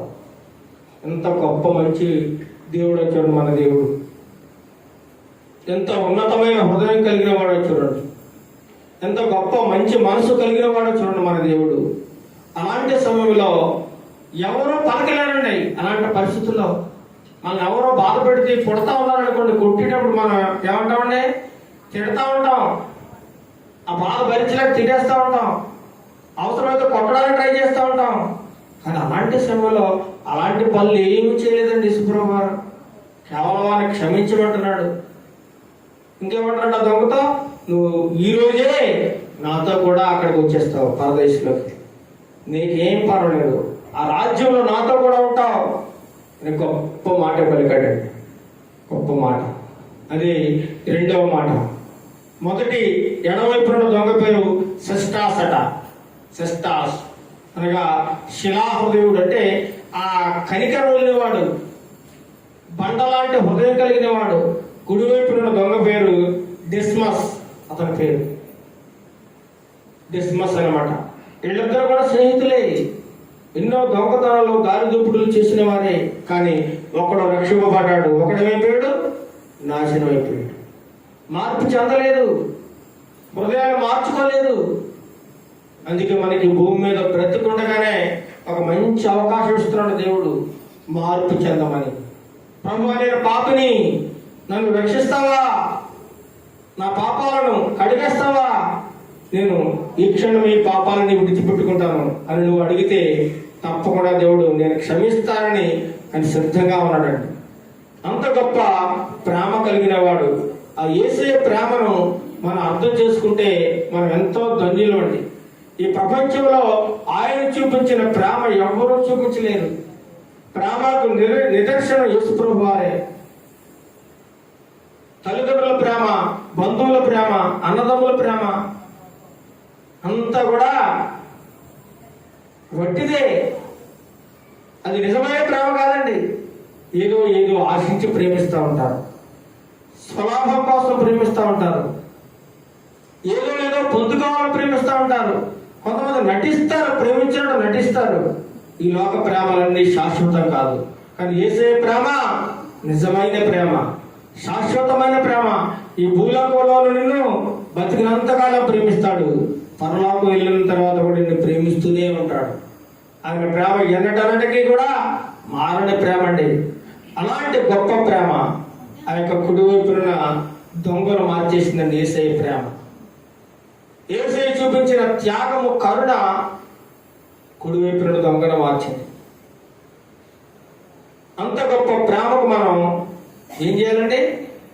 అంత గొప్ప ప్రేమ మనం నిర్లక్ష్యం చేయకూడదట. అందుకే అంటాడు యేసుప్రభువు, మారు మనసు పొందుడికి నేను పాపులను పిలువచ్చితిని. ఎవరు పిలిచారట? పాపులనే కావాలి ఆయనకి. మంచి పనులు చేసేవాళ్ళు అవసరం లేదు. వాళ్ళు ఎప్పుడు మంచి పనులే చేస్తారండి. మంచి పనుడు ఎప్పుడు కూడా మంచిగా ఉంటాడు. మరి ఎవరు కావాలంటే చెడ్డోడే కావాలి దేవుడికి. ఎందుకంటే వాడు నాశనం అయిపోతున్నాడు, నిత్యరాజ్యానికి దూరం అయిపోతాడు. అలాంటి వాడు రక్షించాలని దేవుడు ఈ లోకానికి వచ్చాడు. డాక్టర్ గారు ఎవరికి అవసరం అండి? డాక్టర్ గారు ఎవరికి అవసరం? వైద్యుడు వైద్యుడు, మనకు తెలుసు డాక్టర్ గారు ఎవరికి అవసరం? రోగులకు అవసరం. మంచిగా ఉన్నవాడు డాక్టర్ దగ్గరికి వెళ్ళాడు అనుకోండి, పరీక్ష చేసి నువ్వు బాగా ఉన్నావు, నీకు అవసరం లేదు వెళ్ళిపో అంటాడు. అదే రోగంతో అనుకోండి, ఆ రోగానికి తగిన చికిత్స చేస్తాడు. అలాగే మనం పాపం అనే రోగంతో బాధపడుతూ ఉన్నాం. పుట్టింది మొదలుకొని చచ్చేంత వరకు ఈ రోగం మనం వదిలిపోవడం లేదు. కాబట్టి ఈ రోగానికి ఒకటే మందు ఉంది. ఏంటా మందు? యేసు ప్రభు వారి రక్తం. ఏంటండి? ఆ రక్తంతోనే నీ పాప రోగం పోతుంది అనమాట.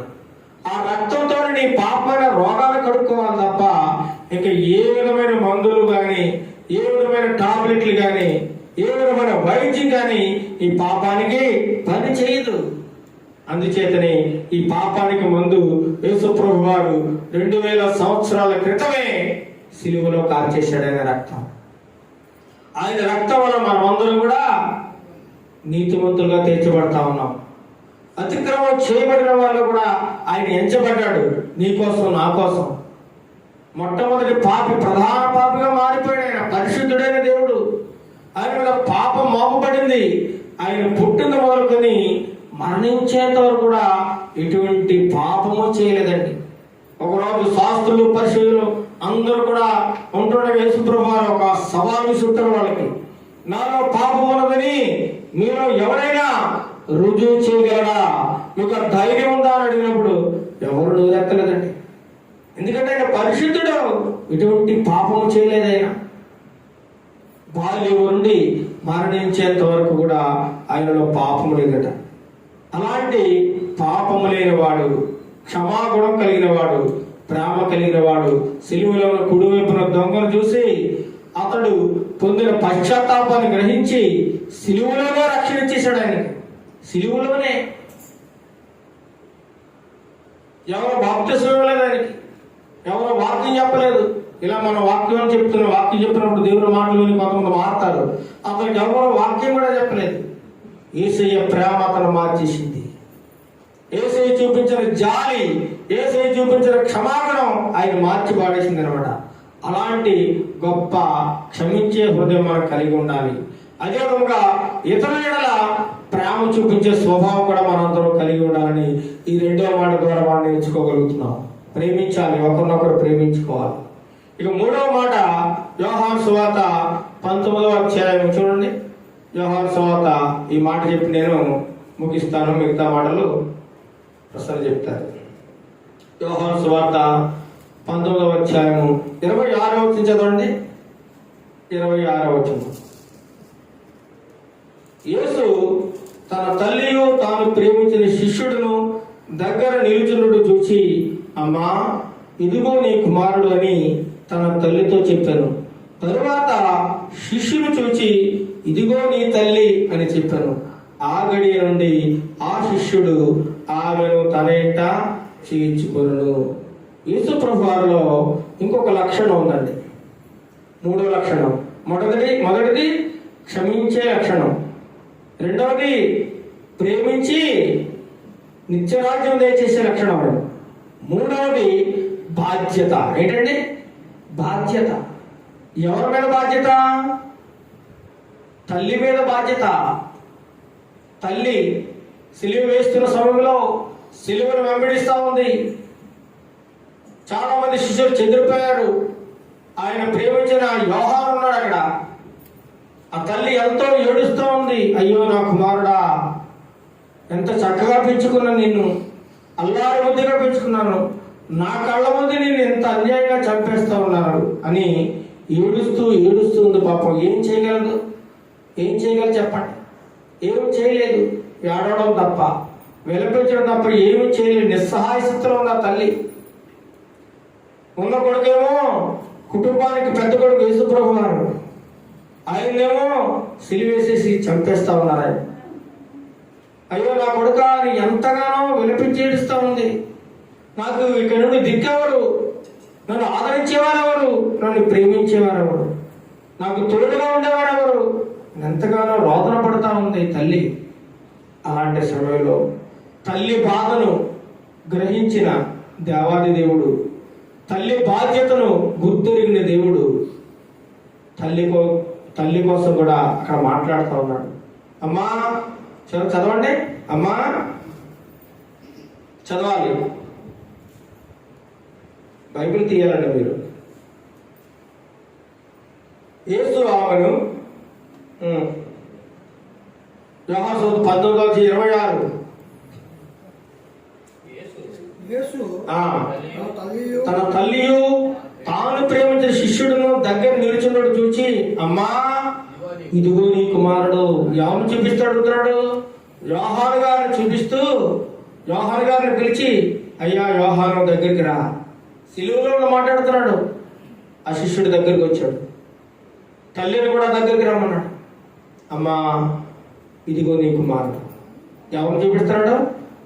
యోహాను గారిని చూపించి, ఇతనే నీ కుమారుడు. ఇంకా ఈ రోజు నుండి నీ బాధ్యతను, నిన్ను చూసే బాధ్యతను, నిన్ను సంరక్షించే బాధ్యతను, నిన్ను పోషించే బాధ్యతను, నీ సమస్త బాధ్యతను నువ్వు నా తర్వాత ఈ యోహాను గారు నెరవేరుస్తాడు. అమ్మా ఇదిగో నీ కుమారుడు. తల్లితో చెప్తున్నాడు, అమ్మా తల్లి ఇక్కడి నుంచి ఇతనే నీ కుమారుడు. మీరిద్దరు కూడా తల్లి కుమారులుగా జీవించండి. నా బాధ్యతనంతా కూడా యోహానుకు అప్పచెప్తున్నాను. నా శిష్యుడు ఇతనే నేను చూసుకుంటాడు. ఇక ఈ రోజు నుంచి ఇతనే నీ కొడుకు అని చెప్పి, అలాంటి శిలువ శ్రమలలో బాధ అనుభవిస్తూ కూడా తల్లి మీద ఎంత ప్రేమ ఉందో చూడండి. ఈరోజు చాలా మంది తల్లిదండ్రులను ఏం చేస్తారంటే గాలికి వదిలేస్తా ఉన్నారు, అనాథాశ్రమంలో పడేస్తా ఉన్నారు, కొడతా ఉన్నారు, తిడుతూ ఉన్నారు, చాలా అవమానకరంగా మాట్లాడుతూ ఉన్నారు. ఒక కొడుకు అయితే తల్లిదండ్రులు సంపాదించిన ఆస్తి ఇవ్వలేదని, రాసి ఇవ్వలేదని నిర్దాక్షిణ్యంగా తల్లిదండ్రులు చంపేశాడు. తల్లిదండ్రులు చంపేశాడు. ఇంకొక కొడుకు ఏం చేశాడు తెలుసా? పెళ్లి చేసుకున్నాడు, భార్య వచ్చింది. భార్య వచ్చిన తర్వాత, మీ అమ్మ ఉంటే నేను నీతో కాపురం చేయను, మీ అమ్మనే ఇక్కడి నుంచి పంపించేయి. ఎక్కడ పంపించాలి చెప్పండి? తనకు భర్త లేడు, కొడుకు దిక్కు అనుకుని బతుకుతా ఉంది. ఎంతో ప్రేమగా చూసుకోవాల్సిన కొడుకు ఏం చేస్తారండి? కోడలు వచ్చినా చూడట్లేదు. మీ అమ్మ ఉంటే నేను నీతో కాపురం చేయను, ఏం చేస్తావో తెలియదు నాకు అంటే, పాపం మేడ మీద ఎండలోనూ చిన్న బట్ట కట్టి ప్రతిరోజు కొడుకు ఉదయం వెళ్ళి కొంత అన్నం వచ్చి డ్యూటీకి వెళ్ళిపోయాడు. అక్కడే ఆ కొంచెం ముద్ద తిని అలాగే పడి ఉండేదట. అలా ఉండడం కూడా ఈ కోళ్ళకి ఇష్టం లేదు. ఈ కోళ్ళకి ఇష్టం లేదు. ఇక్కడ ఉండద్దంటే, ఇంట్లో ఉండద్దు పట్టుబడేసింది. ఏం చేయాలో తెలియక, అర్థం కాక ఆ కొడుకు ఏం చేయాలి? అనాథాశ్రమంలో వేద్దామా? అందరూ అవమానంగా మాట్లాడతారు.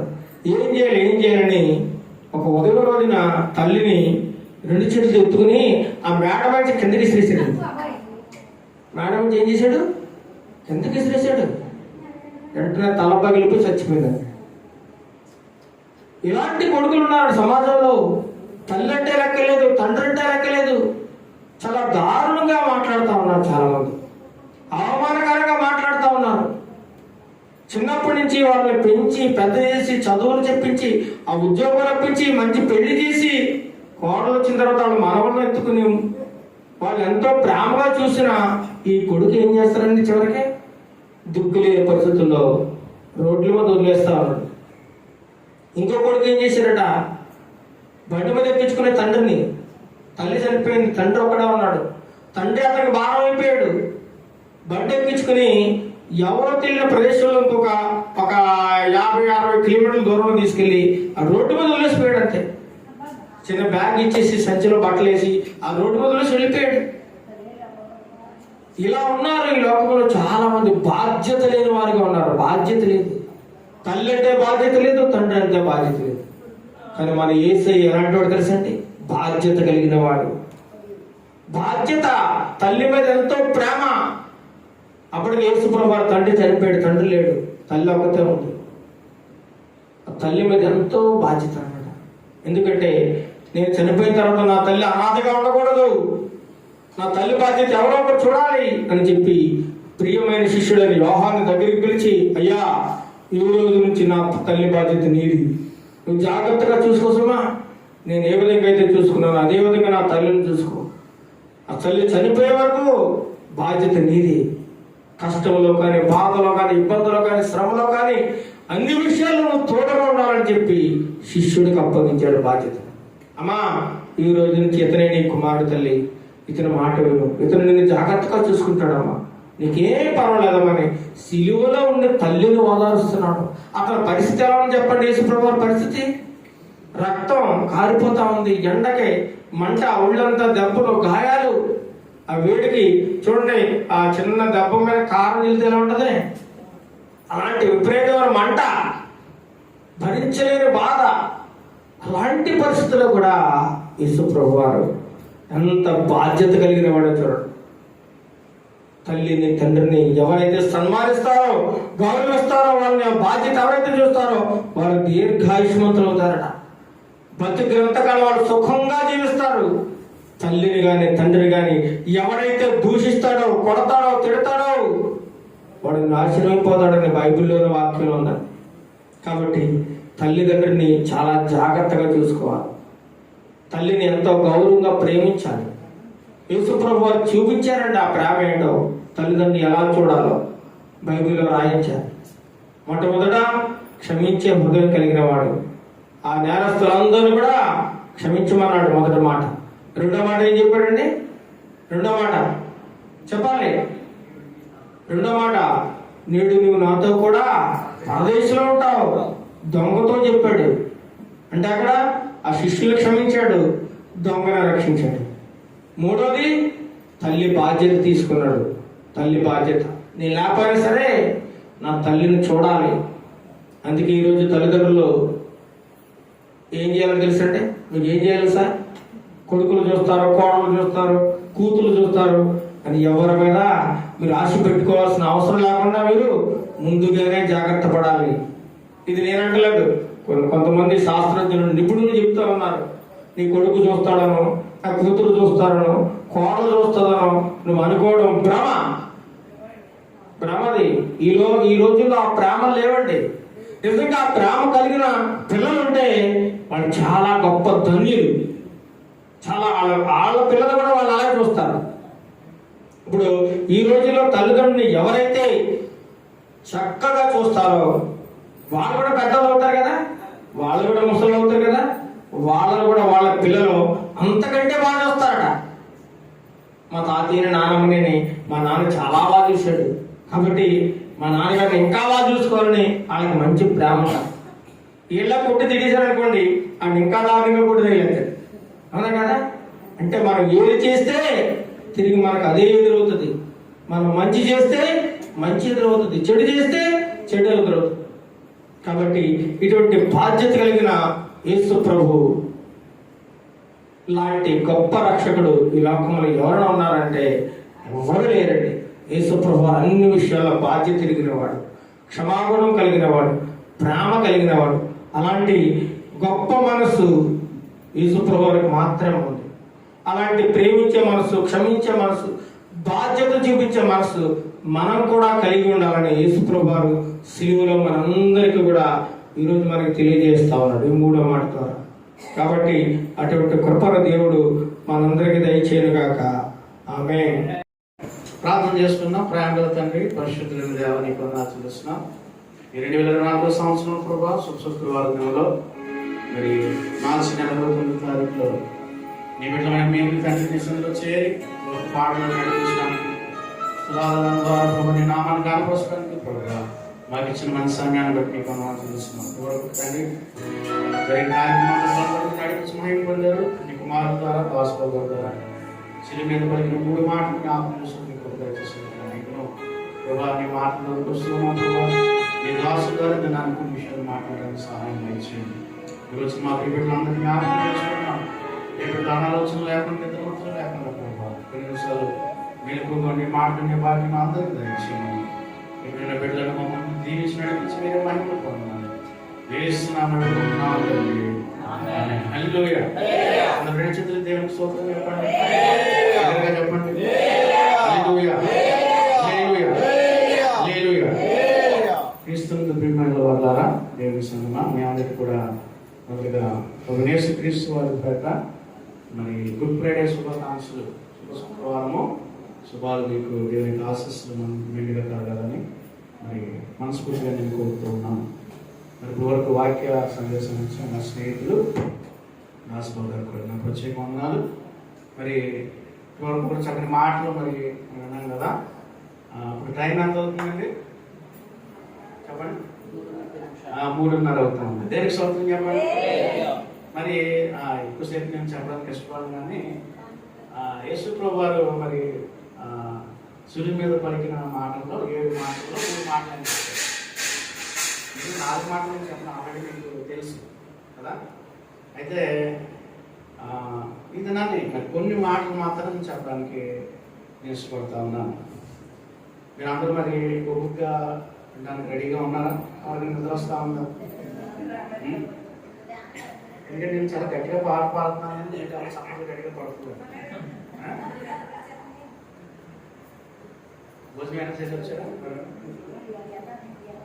పర్వాలేదు, నేను ఎంత చేసి వచ్చాను. దేనికి స్తోత్రం చెప్పాలి. వాక్యం చెప్పాలంటే మీరు గట్టిగా మాట్లాడాలంటే నా వాయిస్ చిన్నదే కాబట్టి కొద్దిగా లైట్గా తినేది. ఎందుకంటే దేవుని దగ్గర ఎప్పుడు కూడా మనం నిజమే చెప్పాలి, అబద్ధము చెప్పకూడదు.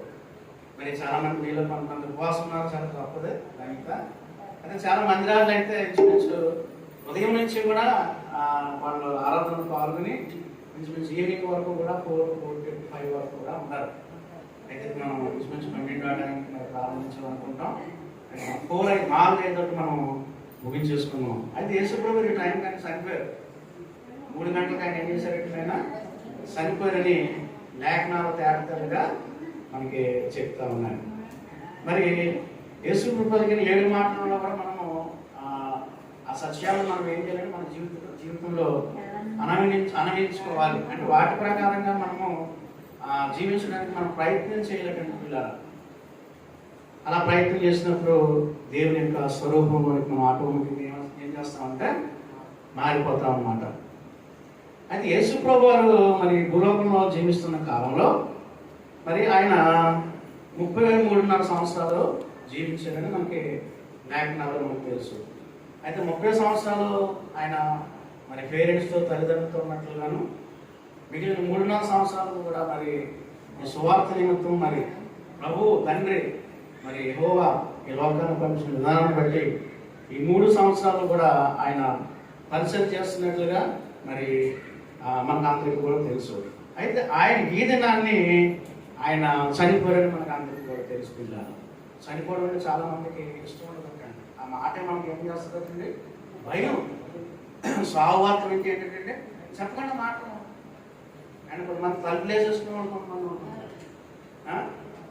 అంటే ప్రతి ఒక్కరిని కూడా సావు అనేది చాలా ఎవరు కూడా సాధారణంగా ఇష్టపడరు. అది మంచిది కాదు, కీడు అంటుంటారట. ఏమంటారంటే చెడు కార్యం అంటా ఉన్నాను. కానీ మరి యేసుప్రభు చనిపోయినప్పుడు అది గుడ్ అని ఎందుకైందట? యేసుప్రభు వారికి 3 దినాలు ఉంటాయట. ఒకటి పుట్టిన దినము, రెండోది చనిపోయిన దినము, మూడోది తిరిగి లేచిన దినము. మానవుడికి 2 దినాలు ఉంటాయి. ఒకటే పుట్టిన దినము, రెండోది ఏంటంట చనిపోయిన దినం. మూడోది ఎలా ఉంటుంది? ఏముండదు. అయితే మీకు కూడా అనుమానం రావచ్చు కదా, మరి దేవుని యొక్క పరిశుద్ధ గ్రంథంలో యోహాను గారి సువార్తలో మరి లాజరు కూడా ఆయన పుట్టిన దినం ఉంది, చనిపోయిన దినం ఉంది, లేచిన దినం ఉంది. అది లేచి మళ్ళీ ఆయన ఏం చేయడట? చనిపోయాడు కదా. కానీ యేసుప్రభు వారికి 3 పండుగలు చేస్తున్నాం. దేనికి స్తోత్రం చెప్పండి. క్రిస్మస్ పండుగ, రెండోది గుడ్ ఫ్రైడే. ఈ లోపల మరి మన చర్చలోనే కాదు, మన మంది విశ్వాస గృహంలోనే కాదు, మరి మన మండలంలోనే కాదు, మన జిల్లాలోనే కాదు, మన రాష్ట్రంలోనే కాదు, మొత్తం ప్రపంచంలో ఎన్ని దేశాలు అయితే ఉన్నాయో చాలా దేశాల వరకు కూడా కొన్ని కంట్రీలు, అరబ్ ఇలాంటి కొన్ని కంట్రీలు, ఇంకా వాళ్ళ ముస్లిమ్స్ ఉన్నారు. వాళ్ళు మాత్రం ప్రభుని ఆరాధించట్లేదు. కానీ ఈ ప్రపంచ దేశాల్లో చాలా దేశాల వరకు అందరూ కూడా ప్రభువుని నమ్ముకున్నారు. ప్రభుని గుడ్ ఫ్రైడే దినాన్ని ఎంతగానో భక్తి శ్రద్ధలతో ఉదయం నుంచి సాయంత్రం వరకు కూడా ఉండి ప్రభువుని ఎంతగానో ఆరాధిస్తూ ఉన్నారు. దేనికి స్తోత్రం చెప్పండి. ఆరాధించే సమయంలో కాలక్రమేణా 2024లో కూడా మనకి కూడా గుడ్ ఫ్రైడే దినాన్ని మన మందిరంలో జరుపుకోవడం కూడా దేవుడికి ఎంతో సమయం. అప్పుడు కూడా దేవుని నామాన్ని గుర్తుందా మీకు? గుర్తుందండి? ఒక సంవత్సరం గుడ్ ఫ్రైడే రోజు మనం జరుపుకోలేదు. కరోనా టైంలో చూసారా, అప్పుడు చర్చిలన్నీ ముగించేశారు, చాలా మంది చనిపోయారు. కానీ ఈ 2024వ సంవత్సరంలో కూడా మరి దేవుని యొక్క మహాకృపను బట్టి ఆ మహారక్షకుడైన ప్రభువుని యేసును మన కొరకు త్యాగం చేసిన త్యాగమూర్తిని ఈ 2024 సంవత్సరంలో కూడా మరొకమారు జ్ఞాపకం చేసుకోవడానికి దేవుడు కూడా మనకి అంత కృపను అనుగ్రహించాడు. మన అంత గొప్ప ధన్యులు పిల్లలు. దేనికి స్తోత్రం చెప్పండి. అయితే యేసు ప్రభువుని ఎన్ని గంటలకు సిలువేశారు? ఎన్ని గంటలకు వేశారండి? చూడండి, చక్కని మాట సూర్యబాబు గారు చెప్పారు. ఎన్ని గంటలకు వేశారంట? 15వ అధ్యాయం మార్కు రాసిన సువార్త 15వ అధ్యాయం 65వ వచనంలో ఉంటే చూడండి ఆ మాట. ఆయనను శిలువ వేసినప్పుడు పగలు 9 గంటల ఆయన మరియు యూదులు రాజైన యేసు అని ఆయన మీద నేరం మోపబడిన నేరమును రాసి పైగా నుంచిని మరియు కుడివైపున ఒక్కరిని ఎడమవైపు ఒక్కరిని 2 పందిపోటు దొంగలను ఆయనతో కూడా సిలువేసిరి. అప్పుడు ఆ మార్గమును వెళుచున్న వారు తమ తలలు రోజుచు ఆహా దేవాలయమును పడగొట్టి 3 దినాల్లో కట్టువాడ శిలువ మీద నుండి దిగి నిన్ను నీవే రక్షించుకోమని చెప్పి ఆయనను దూషించి అట్లు శాస్త్రులను ప్రధాన యాజకులను అపహాసం చేయొచ్చు వీడు ఇతరులను రక్షించును, తను తానే రక్షించుకొనలేడు. ఇశ్రాయేలు రాజు క్రీస్తు ఇప్పుడు శిలువ మీద నుండి దిగి రావచ్చును. అప్పుడు మనం చూసి నమ్ముదామని ఒకరితో ఒకరు చెప్పుకుని ఆయనతో కూడా సిలువ వేయబడిన వారిను ఆయనను నిందించిరి. దేనికి స్తోత్రం చెప్పండి, గట్టిగా చెప్పండి. హల్లెలూయా, దేవునికి స్తోత్రం, హల్లెలూయా. ఇలా ఇక్కడ దేవుని యొక్క వాక్యంలో నేను గత ఈ వారంలో మీకు ఆదివారం వాక్యం చెప్పేసిన తర్వాత ఇంకా లైట్ లేండి, ఒకసారి నిద్రపోతున్నట్టు అనుకుంటున్నాను. ఓకే, దేవునికి స్తోత్రం చెప్పండి. ఈ 4 ఆదివారం వాక్యం చెప్పేసిన తర్వాత నేను ఇంటికి వెళ్ళిన తర్వాత సోమవారం నుంచి ఈ రోజు వరకు కూడా మత్తయి సువార్త, మార్కు సువార్త, యోహాను రాసిన సువార్త, ఏంటంటే లోకా సువార్త, ఈ 4 సువార్తల్లో యేసు ప్రభువారు మరి శివ దినాల్లో మరి ఉన్నారు కాబట్టి సిలువేసిన దినాల్లో ఆ సంఘటనలన్నీ కూడా నేను చదువుకున్నాను. ఆ సంఘటనలన్నీ కూడా చదువుకున్నాను. మరి మేము చదువుకున్నట్లు తెలియదు. కానీ రేపు ఈస్టర్ పండుగ జరుగుతుంది కదా, ఆ ఈస్టర్ పండుగ కూడా నేను చదివేశాను. అంటే రోజు మామూలు క్రమంగా చదువుతూ ఉంటుంటాం. అంటే ఒక్కొక్కరు ఒక రకంగా ఈ సువార్థికుడు ఈ మాటలు మనకి బయలుపరిచేది. పిల్లల దేవుని యొక్క వాక్యం మనం చాలా జాగ్రత్తగా చదువుతున్నారు, క్రమబద్ధీకరణగా చేయాలి. ఏదో కొంతమంది బైబిల్ చదువుతూ ఉంటుంటారు, పొద్దున్నే లేచి అలా తీస్తుంటారట, తీసి అన్నీ చదువుతారు. అది క్రమబద్ధం కాదు, క్రమబద్ధతగా చదువుతుండాలి. ఒకవేళ అర్థం అవ్వకపోతే మళ్ళీ ఇంకొకసారి మనం చదువుతూ ఉండాలి. అలా చదువుతూ ఉంటుంటే దేవుడు మనతో మాట్లాడతాడు, దేవుడు మనం దీవిస్తాడు, దేవుడు ఆశీర్వాదకరంగా ఉంచుతాడు. చూడండి, ధర్మశాస్త్రము దేవారాత్రమును ధ్యానించేవాడు ఎలా ఉంటాడంటే ఆకువాడక తన కాలము. చూడండి, ఎప్పుడు నీరేసే మొక్క ఎలా ఉంటుందటండి, ఎండిపోతుందా పచ్చగా ఉంటుందా? అలాగే మన జీవితం కూడా ఏం చేస్తాడంటే నమ్మితే దేవునికి స్తోత్రం చెప్తాం. హల్లెలూయా. ఈ 4 సువార్తలు కూడా బాగా చదవడానికి దేవుడు సహాయం చేశాడు. అయితే ఈ దినాన్ని మాటల్లో కొన్ని మాటలు మనం చూద్దాం. ఏంటంటే యేసు ప్రభువారిని ఉదయం 9 గంటలకు సిలువేశారట. ఎన్ని గంటలకు వేశారట? 9 గంటలకు వేశారు. ఇప్పుడు ఎంతైనా టైము 3:40 అవుతుంది. అంటే ఈ పాటికి ఆయన చనిపోయాడు. అంటే 3 గంటల ఆ సమయంలో ఆయన చనిపోయాడు. నేను కొన్ని చదివినప్పుడు కొన్ని మళ్ళీ చదివిన తర్వాత యూట్యూబ్లో కొన్ని మెసేజ్ మళ్ళీ విన్నాను నేను. దేనికి స్తోత్రం చెప్పండి. 7 మాటలు ఉన్నాయి కదా సిలువ మీద పలికిన 7 మాటలు. 9 గంటల నుంచి 12 గంటల వరకు కూడా 3 మాటలు పలికారని కొంతమంది చెప్పారు. 9 గంటల నుంచి 12 గంటల వరకు అంటే ఎన్ని గంటలైంది అక్కడ? అది 11, అంటే 12, 3 గంటలే కదా. తర్వాత 12 గంటల నుంచి అంటే 1 గంట నుంచి 3 గంటల వరకు కూడా 4 మాటలు పలికినట్లుగా కొంతమంది సేవకులు చెప్తా ఉన్నారు. ఏదైనా కూడా దేవుని మాటలే పిల్లారా. అయితే నేను చదివిన మాటల్లో ఈ యొక్క సువార్తల్లో పిల్లారా ఉదయం 9 గంటల నుంచి 12 గంటల వరకు కూడా 3 మాటలు మన సోదరులు చెప్పేసారు. ఇప్పుడే దేనికి స్తోత్రం చెప్పండి. చాలా సంతోషం. దేనికి స్తోత్రం చెప్పండి. ఆ 3 మాటల్లో కూడా 3 మాటలు కూడా నాకు ఇష్టమే. నాలుగో మాట ఉండడం నాకు చాలా ఇష్టమే. నాలుగో మాట ఏంటి మీకు అందరికీ బాగా గుర్తుంది, తెలుసు కదా? నా దేవా నా దేవా ఎందుకు నా చేయి విడిచితివి, ఎలీలామా ఎలీలామా సబత్కాని అని బిగ్గరగా కేక వేసి నా దేవా ఎందుకు నా చేయి విడిచితివి అని ఆయన పిలుస్తా ఉంటుంటే అక్కడ ఉన్న కింద వాళ్ళు అందరూ అనుకున్నారట ఏలియాని పిలుస్తున్నాడేమో, ఒకే ఏలియా వచ్చి శిలువ మీదనే రక్షిస్తాడేమో అనుకున్నాడట. విషయం అది కాదు, తెలియట్లేదు అవి. అక్కడ తండ్రికి కుమారుడికి దేవుడు ఏం చేయడంటే కుమారుడికి ఎడబాటు కలిగించాడు. జస్ట్ ఆ నిమిషం ఆ కొన్ని గంటలో తన తండ్రి తన కుమారుడిని చేయి విడిచిపెట్టాడట. అంటే తండ్రి కుమారుడు కూడా ఇద్దరు కూడా ఏకమై ఉన్నారు. ఎందుకు విడిచిపెట్టవలసి వచ్చింది? ఎందుకు నా దేవా నా చేయి విడిచిపెట్టావు అని ప్రభు ఆ మండుటెండలో 3 గంటల మధ్య టైంలో ఆయన ఎందుగా బిగ్గరగా కేకేసి వెంటున్నారా? ఆయన అలాగే విడిచిపెట్టాడు కాబట్టి నీకు నాకు కూడా గొప్ప ఉగ్రత నుంచి తప్పించబడ్డావు. నమ్మితే దేవునికి స్తోత్రం చెప్పండి. దేవుడు మనం రక్షించాడు. ఇంకా ఏంటంటే చెప్పాలంటే పిల్లరా, తండ్రికి నీకు ఉన్న కమ్యూనికేషన్ ఒక దినాన్ని తెగిపోయింది. ఎప్పుడు అంటే పిల్లరా, ఒకప్పుడు ఏదోని తోటలో ఆదాము అవ్వ యేసు తండ్రి ముగ్గురు కూడా చాలా అన్యోన్యంగా కలిసి ఉండేవారు. ప్రతిరోజు కూడా పొద్దున్న సాయంత్రం కూడా ఆదాముతోను ప్రతిరోజు కూడా దేవుడు మాట్లాడేవాడు. కానీ ఆ సంబంధాన్ని తగ్గిడేసింది ఎవరికంటే అపవాదైన సాతాను.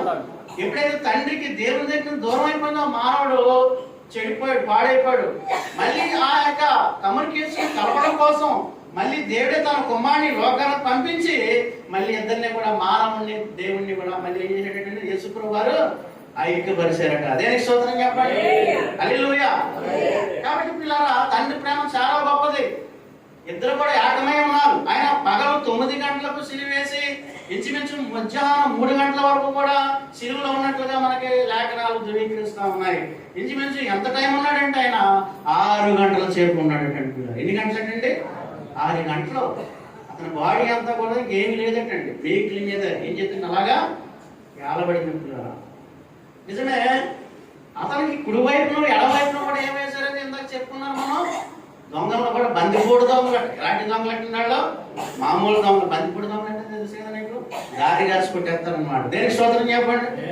పిల్లని చూడరు, తల్లిని చూడరు, ముసలోళ్ళని చూడరు, మొక్కళ్ళని చూడరు. వాళ్ళకి కావాల్సింది ఏంటంటే కొట్టేయడం, చంపేయడం, వాళ్ళ దగ్గర దోసుకుని వెళ్ళిపోవడం. వాళ్ళని బందిపోటు దొంగలను కూడా యేసుప్రభు వారికి ఏం చేశారంటే పిల్లరా, మరి అక్కడ వారితో పాటు సిలువేసినట్లుగా మనకు అర్థమవుతా ఉంటుంది. ఆ దినాల్లో మరి సిలువ ఎందుకు వేసారంటే పిల్లరా, రామారాజ్యంలో రామా గవర్నమెంట్ లో ఒక శాసనం ఉండేది. ఎవరైనా తప్పు చేస్తే, శిక్ష చేస్తే, ఒక పొరపాటు చేస్తే, నరహత్య చేస్తే ఏం చేసినా వారికి ఏం చేసిన శిక్ష విధించేవారు. ఎప్పుడైతే ఊడి శిక్ష లేదంటే కారాగార శిక్షలు, జీవిత ఖైదులు వేస్తా ఉంటారు. కానీ ఆ గవర్నమెంట్ చాలా కఠినంగా ఉండేది. రోమ్ ప్రభుత్వం, రామా ప్రభుత్వం. అలాంటి మరి యేసుప్రభు వారికి సిలువేశారంటే యేసుప్రభుకి సిలువేయడం కాదు, అంత ముగ్గున్న వారికి కూడా సిలువేశారు. బందిపోటు దొంగలు కూడా ఏం చేశారంటే సిలువేశారు. మరి వాళ్ళు తప్పు చేశారు. యేసుప్రభు గారు తప్పు చేశారండి. ఏమైనా పొరపాటు చేశాడా? ఎవడన్నా కొట్టాడండి? ఎవడన్నా తిట్టాడా? కానీ ఆయన ఎవరైనా తిట్టలేదు. ఆయనకి కూడా ఆ ప్రభుత్వం ఏం చేసిందంటే శిక్ష విధించింది. ఆయన పగలు 9 గంటలకు ఏమి చేశారంటే సిలువు వేయబడిందని అక్కడ మనకు కనబడింది. యూదుల రాజు అని ఆయన మీద నేరం మోపడం, నేరము రాసి పై విలాసముగా పెట్టారు. చూడండి, యేసుప్రభు వారు సిలువేసిన తర్వాత అతని పైన ఒక బోర్డు తగిలించారట, ఈయన యూదుల రాజు అని. దేనికి స్తోత్రం చెప్పండి. చూడండి, యేసుప్రభు జరిగినప్పుడు 9 గంటలకు సిలువేశారని మనం విన్నాం. ఆయన పైన ఒక విలాసము ఏం చేశారంటే యూదుల రాజు ఈయనేనని రాసిన ఒక మంచి బోర్డు కనబడతా ఉంది. ఆ పక్క ఈ పక్క ఏంటంటే బందిపోటు దొంగలని సిలివేశారని మనం తెలుసుకున్నాం. ఇంకా దేవాలయం పడగొట్టి 3 దినాల్లో కట్టువాడా నువ్వు సిలువ నుంచి దిగి ఏంటంటే కాపాడుకుని మమ్మల్ని కూడా కాపాడమని దారింట పోయేవాడు. ఏంటంటే ఆ సైనికులు. ఇంకా అక్కడ ఉన్నది బందిపోటు దొంగలు ఇద్దరు కూడా అతను ఏం చేశారంటే అవమానకరంగా మాట్లాడారట. దేనికి స్తోత్రం చెప్పండి. అయినప్పుడు కూడా ఆయన ఎవరిని కూడా ఏం చేయలేదంటే ఏమనలేదు పిల్లలు. నిజమే, ఆయన 9 గంటల నుంచి మరి 3 గంటల వరకు కూడా సిలువ మీద ఉండి 7 మాటలు పలికి ఏంటంటే ఆయన మరణించినట్లుగా మనం చూస్తా ఉన్నాం పిల్లలు. దేనికి స్తోత్రం చెప్పండి. ఆయన మరణించి చాలా కాలం అయిపోయింది. 2000 సంవత్సరాల క్రితం ఈ సంఘటనలన్నీ కూడా జరిగిపోయాయి. జరిగిపోయలేదే చెప్పండి, జరిగిపోయి కదా. అయితే ఆయన జరిగిపోయిన తర్వాత శిలువ 3 గంటల టైంలో మరణించిన తర్వాత కొన్ని కార్యాలు జరిగాయి. మీరు బైబిల్ ఎప్పుడైనా చదివారా? చదివితే ఆ మాటలు మీకు కనబడతా ఉంటాయి. చూడండి, లోకాలు రాసిన సువార్తలో కూడా ఆ మాటలు కనబడతాయి. చూడండి, 27వ అధ్యాయంలో 45 వచ్చిన ఒక మాట ఉంటుంది. చూడండి, మధ్యాహ్నం మొదలుకుని 3 గంటల వరకు ఆ దేశం అంతటా సింహ చీకటాయన ఒక మాట రాయబడింది. దేనికి స్తోత్రం చెప్పండి. ఎన్ని గంటలు కట్టండి? మధ్యాహ్నం అంటే ఎప్పుడట? ఉదయం 9 గంటలుగా. మధ్యాహ్నం అంటే ఎప్పుడు ప్రారంభమవుతుంది? AM PM అని ఇంగ్లీష్ లో అంటారు. PM అంటే ఎప్పుడు స్టార్ట్ అవుతుందా? 12 నిమిషం దాటిన తర్వాత మధ్యాహ్నం కింద ఆపడుతుంది. అంటే మధ్యాహ్నం 12 గంటల నుంచి 3 గంటల వరకు కూడా ఆ దేశం అంతటా కూడా ఏమైందటండి చెప్పండి? అంటే పొద్దుపోయిందట. అప్పటికే అందరూ కూడా తెలుసుకుని ఉండాలి, ఈయన ఎవరో మామూలు కాదు. మధ్యాహ్నం చీకటి పడిపోవడం ఏంటి? చీకటి ఎప్పుడు పడితే 6, 7 ఆ టైంలో పక్షులన్నీ కూడా చెట్లు గూడికి వచ్చేస్తుంటాయి. కానీ మిట్ట మధ్యాహ్నం, అది కూడా ప్రవక్తలు కూడా ఎప్పుడో కొన్ని 100 సంవత్సరాల క్రితమే మరి బైబిల్లో రాయించండి పిల్లలు. మధ్యాహ్నం ముందు కూడా సింహ చీకటి కలుగుతుంది, కారు మబ్బులు కలుగుతుంది అని రాయబడిన పిల్లలు. దేనికి స్తోత్రం చెప్పండి. ఏంటంట? ఏ టైంలోనే? మధ్యాహ్నంలో. అప్పుడే వాళ్ళందరూ కూడా తెలుసుకోవాలి. అప్పుడు అందరూ కూడా మారు మనసు ఉండవలసి ఉంది. కానీ ఎవరు కూడా ఇదేంటి మధ్యాహ్నం సడన్ గా అంతే 3 అయింది అనుకున్నాం, సడన్ గా చీకటి అయిపోతుంది, మీరు ఏమైపోతారు? భయపడిపోతారు. ఏంటి ఎప్పుడు పడాలి? చీకటి 6, 7 గంటలు పడాలి కదా, ఇప్పుడు 3 గంటలకే పడుతుంది. 3-4 ఎలా అయిపోయింది? చాలా వస్తుంది కదా తొందర. కానీ ఆ దినాన్ని అలా జరిగినప్పటికీ కూడా, కాలం అలా చేసినప్పటికీ కూడా ఎవరి హృదయాలు కూడా చెల్లించలేదు. దేనికి స్తోత్రం చెప్పండి. ఎవరి హృదయాలు కూడా మారు మనసు పొందాలి. ఒకే వ్యక్తి మారు మనసు పొందాడు. ఎవడంటే ఈ నిజంగా మారు మనసు పొందలేదు, కానీ ఇది నిజంగా దేవుని కుమారుడే. ఈ టైంలో ఎలా చీకటి పడడం ఏంటి, వాతావరణం ఎలాగ అయిపోవడం ఏంటి అనుకుని శతాధిపతి జరిగిన దాన్ని చూసి నిజంగా ఈయన ఎవరో మామూలు కాదు, ఇది దేవుని యొక్క కుమారుడని దేవుని నామాన్ని మహిమపరిచాడు. దేనికి స్తోత్రం చెప్పండి. ఆయన చనిపోయిన తర్వాత జరిగిన సంఘటనలో చూసినప్పుడు పిల్లరా 51 నుంచి చూడండి. అప్పుడు దేవాలయము తెర పైనుండి కింది వరకు 2గా చిరిగెను, భూమి వెణికెను, బండలు బద్దలాయెను, సమాధులు తెరవబడెను, నిద్రించిన అనేకులు పరిశుద్ధుల శరీరంలో ఏం చేయాలంటే లేచిన వారు సమాధుల నుండి బయటకు వచ్చి ఆయన లేచిన తర్వాత పరిశుద్ధ పట్టణం అనేకులు కాకపడేది. శతాధిపతి యోధను కూడా యేసును కావలిన వారును భూకంపం కలిగిన నెక్కిలు చూసి భయపడి ఈ నిజంగా దేవుని కుమారుడని చెప్పుకున్నది. దేనికి స్తోత్రం చెప్పండి. యేసు ప్రభు మరణించిన తర్వాత యేసు ప్రభు బ్రతికిన కాలంలో అద్భుతాలు చేయడమే కాదు, ఆయన చనిపోయిన టైంలో కూడా ఒక పాపిని ఆయన రక్షించాడు పిల్లలు. దేనికి స్తోత్రం చెప్పండి. ఇందాక మన దాసులు చెప్పారంటే ఎవరంటే కుడివైపు ఉన్న దొంగ. దేనికి స్తోత్రం చెప్పండి. అది సరైన టైం ఆయనకి అందుకే డైరెక్ట్ గా పరదేశకి వెళ్ళిపోయాడు. పక్కన ఉన్నాడు వెళ్ళకపోయాడు. ఎందుకంటే తన మనసును అతను కఠినం చేసుకున్నాడు కాబట్టి మారు మనసు పొందడానికి ఇష్టపడలేదు. మొదటి తాను మారు మనసు పొందబడ్డాడు కాబట్టి, ప్రత్యాత్తాపడ్డాడు కాబట్టి, ప్రభువుకు కూడా ఒక రాజ్యం ఉందని గమనించాడు కాబట్టి, విశ్వాసం ఉంచాడు కాబట్టి, అంత మాత్రంగా తన తప్పులు తాను చేసుకున్న తప్పులను ప్రభు దగ్గర ఏం చేయడంటే ఒప్పుకున్నాడు కాబట్టి అతను పరదేశకి వెళ్ళడానికి గొప్ప మరి మార్గం సుఖవంతమైన పిల్లలు. అలాగే మరి దేవుని వాక్యం మనం చూసినప్పుడు ఆయన చనిపోయినప్పుడు కూడా కార్యాలు జరిగాయి. దేవాలయంలో ఒక పెద్ద తెర ఉంటుంది కదండి, ఆ తెర ఏం చేసింది అంటే కింద నుంచి పైకి చనిపోలేదు. కింద నుంచి చనిపోతే ఎవరైనా చెప్పేసారు అనుకుంటారు, మరి దేవుడే పైనుంచి ఏంటి ఆ తెర.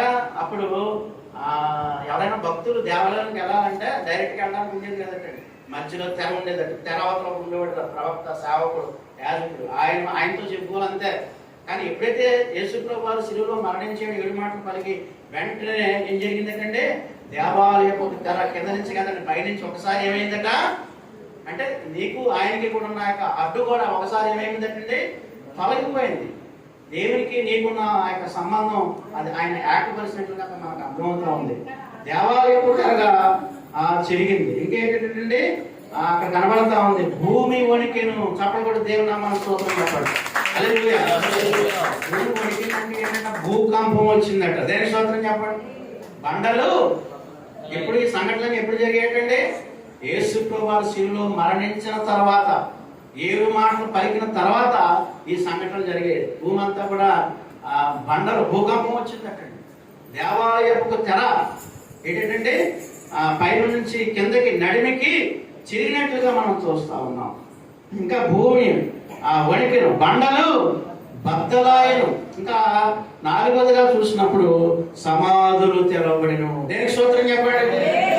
ఏమంటట ఏం తెరవబడ్డటండి? సమాధులు అంటే తెలుసు కదా, యేసుప్రభు వారు అంతవరకు ఎవరైతే యేసుప్రభు నమ్ముకుని, ప్రభువుని నమ్ముకుని, లేకపోతే యేసయ్యని నమ్ముకుని, దేవుని నమ్ముకుని ఎవరైతే ఈ లోకంలో జీవించి ప్రతి చనిపోయి సమాధి చేపట్టారో అటువంటి వారు అందరూ కూడా యేసుప్రభు చనిపోయిన టైంలో వాళ్ళందరూ కూడా సమాధులు తెరవబడినాయి. దేనికి స్తోత్రం చెప్పండి.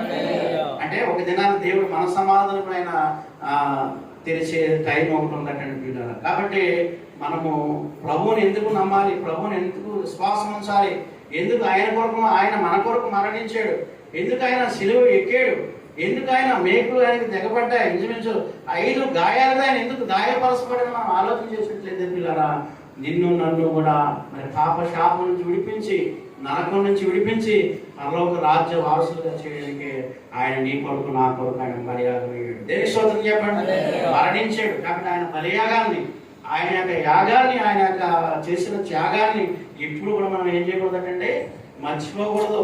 మరి ఆ 7 మాటలు, మరి ఏ మాటలు ఆయన ప్రబోధించాడో ఆ మాటలు మన యొక్క విశ్వాస జీవితాల్లో, మన దైనందిన యాత్రా జీవితాల్లో కూడా ఆ మాటలు మనం కలిగి ఉంటూ పిల్లల మరి ముందుకు సాగిపోతూ దేవుని యొక్క మరి రాజ్యం కొరకు ఆయన యొక్క మరి ఆయన ఈ లోకానికి మళ్ళీ తిరిగి రెండో రాకడలోకి మరి వస్తున్నాడు. కాబట్టి ఆయన కొరకు మనం అందరం కూడా సిద్ధపాటు కలిగించిన వారమే ఎంతగానో ఉన్నాం పిల్లలు. దేనికి స్తోత్రం చెప్పండి.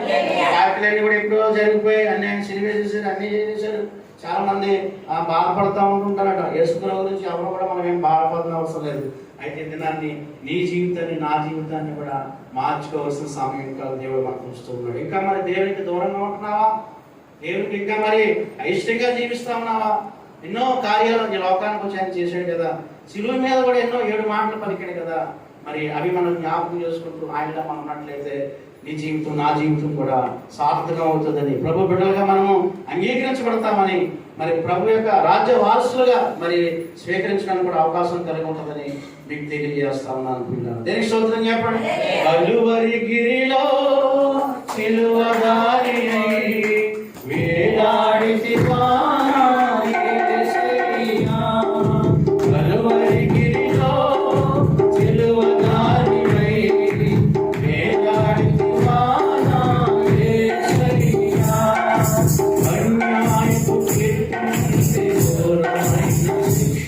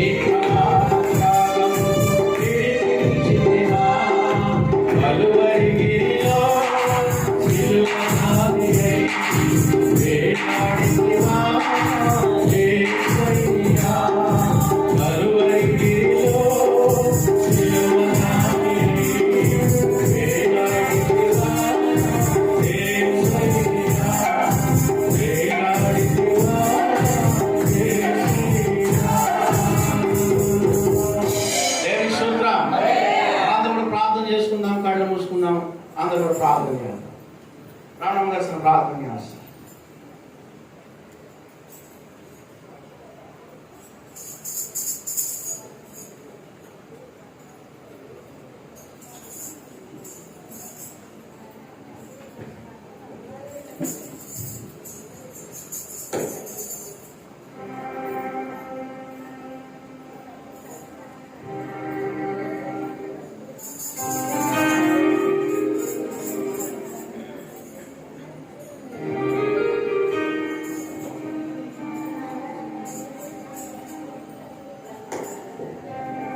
అందరూ ప్రార్థన కోరుకున్నాం. ఎవరు ప్రమాణంగా ఉండదు. దేవుడికి ప్రత్యేకమైన సమయంలో ఉదయం దేవుడు సమర్పించుకున్నాం.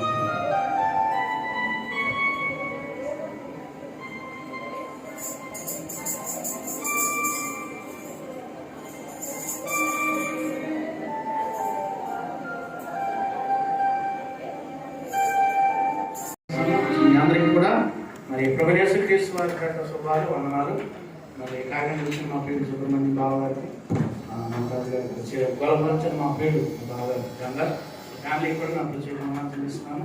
అలాగే దాసబాబు కుటుంబానికి కూడా ప్రార్థన చేసుకున్నాం. ఆఖరి ప్రార్థన, ఆశ్వాస ప్రార్థన. ప్రేమగల తండ్రి, పరిశుద్ధుడైన దేవునికి తెలుస్తున్నాం.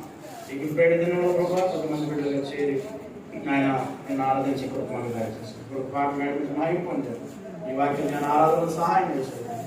ఈ దాసు గారిని కుమారుడు ఈ వాక్యం జరుగుతుంది. మాట ఏదైనా తప్పుదని మాట బోధించిన చెప్పిన క్షమించండి. మాట వాకంలో నువ్వు చేసిన త్యాగాన్ని జ్ఞాపకం చేసుకుంటాను.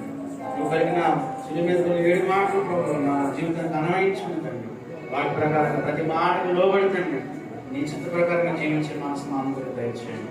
నీ గుప్పెడతానని ఎవరికి సంతానికి వచ్చినారు, నీ మందిరానికి వచ్చినారు. ఎన్నో గుప్పెడాలు మేము జరుపుకుంటున్నాం, కానీ మాలో మార్పు లేకపోతే మా జీవితం మరి మార్చుకోకపోతే అన్ని కూడా అర్థమవుతుంది. దాని యొక్క సకల సమయాన్ని, సకల దినాన్ని, మంచి దినాన్ని మాకు అనిపించింది. విధమైన మేము తెలుసుకుని బిడ్డలు అన్ని సాక్షులుగా ఈ పాత్రలు ఈ లోకంలో మీ ప్రేమను చూపించేవారుగా, ప్రకటించేవారుగా మమ్మల్ని పలకాల్సిన దినాన్ని వచ్చిన వీళ్ళందరికీ దీవించడం ప్రార్థన చేస్తాం. ప్రభావ మరి ఆరాధన శుక్రవారం దినాలు ఏ మందిరాలు, ఏ ఆలయాల్లో, ఏ మరి జరుగుతున్నాయి ప్రాంతాల్లో ప్రతి మందిలో ఉన్న బిడ్డలు, సేవకులు, కుటుంబాలను దీవించడం ప్రార్థన.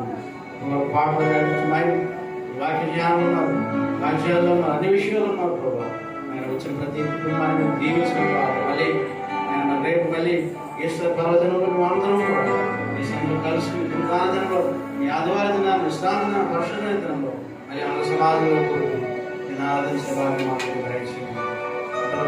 మాత్రం చూడండి చేసిన ప్రతి పాసం నేర్చుకుని మా ప్రభు రక్షకుడు యేసుక్రీస్తు నామమున వేడుకుంటున్నాం.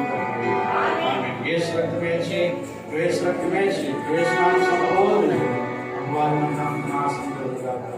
ఆమేన్. తన తండ్రి దేవుని ప్రేమ, ప్రభువు రక్షకుడు యేసుక్రీస్తు కృప, ఆయన సన్నిధి కాపుదల జరిపిన ప్రతి బిడ్డని, ప్రతి కుటుంబానికి ఆయన సన్నిధి ఎప్పుడు కాపాడుగాక. హల్లెలూయా.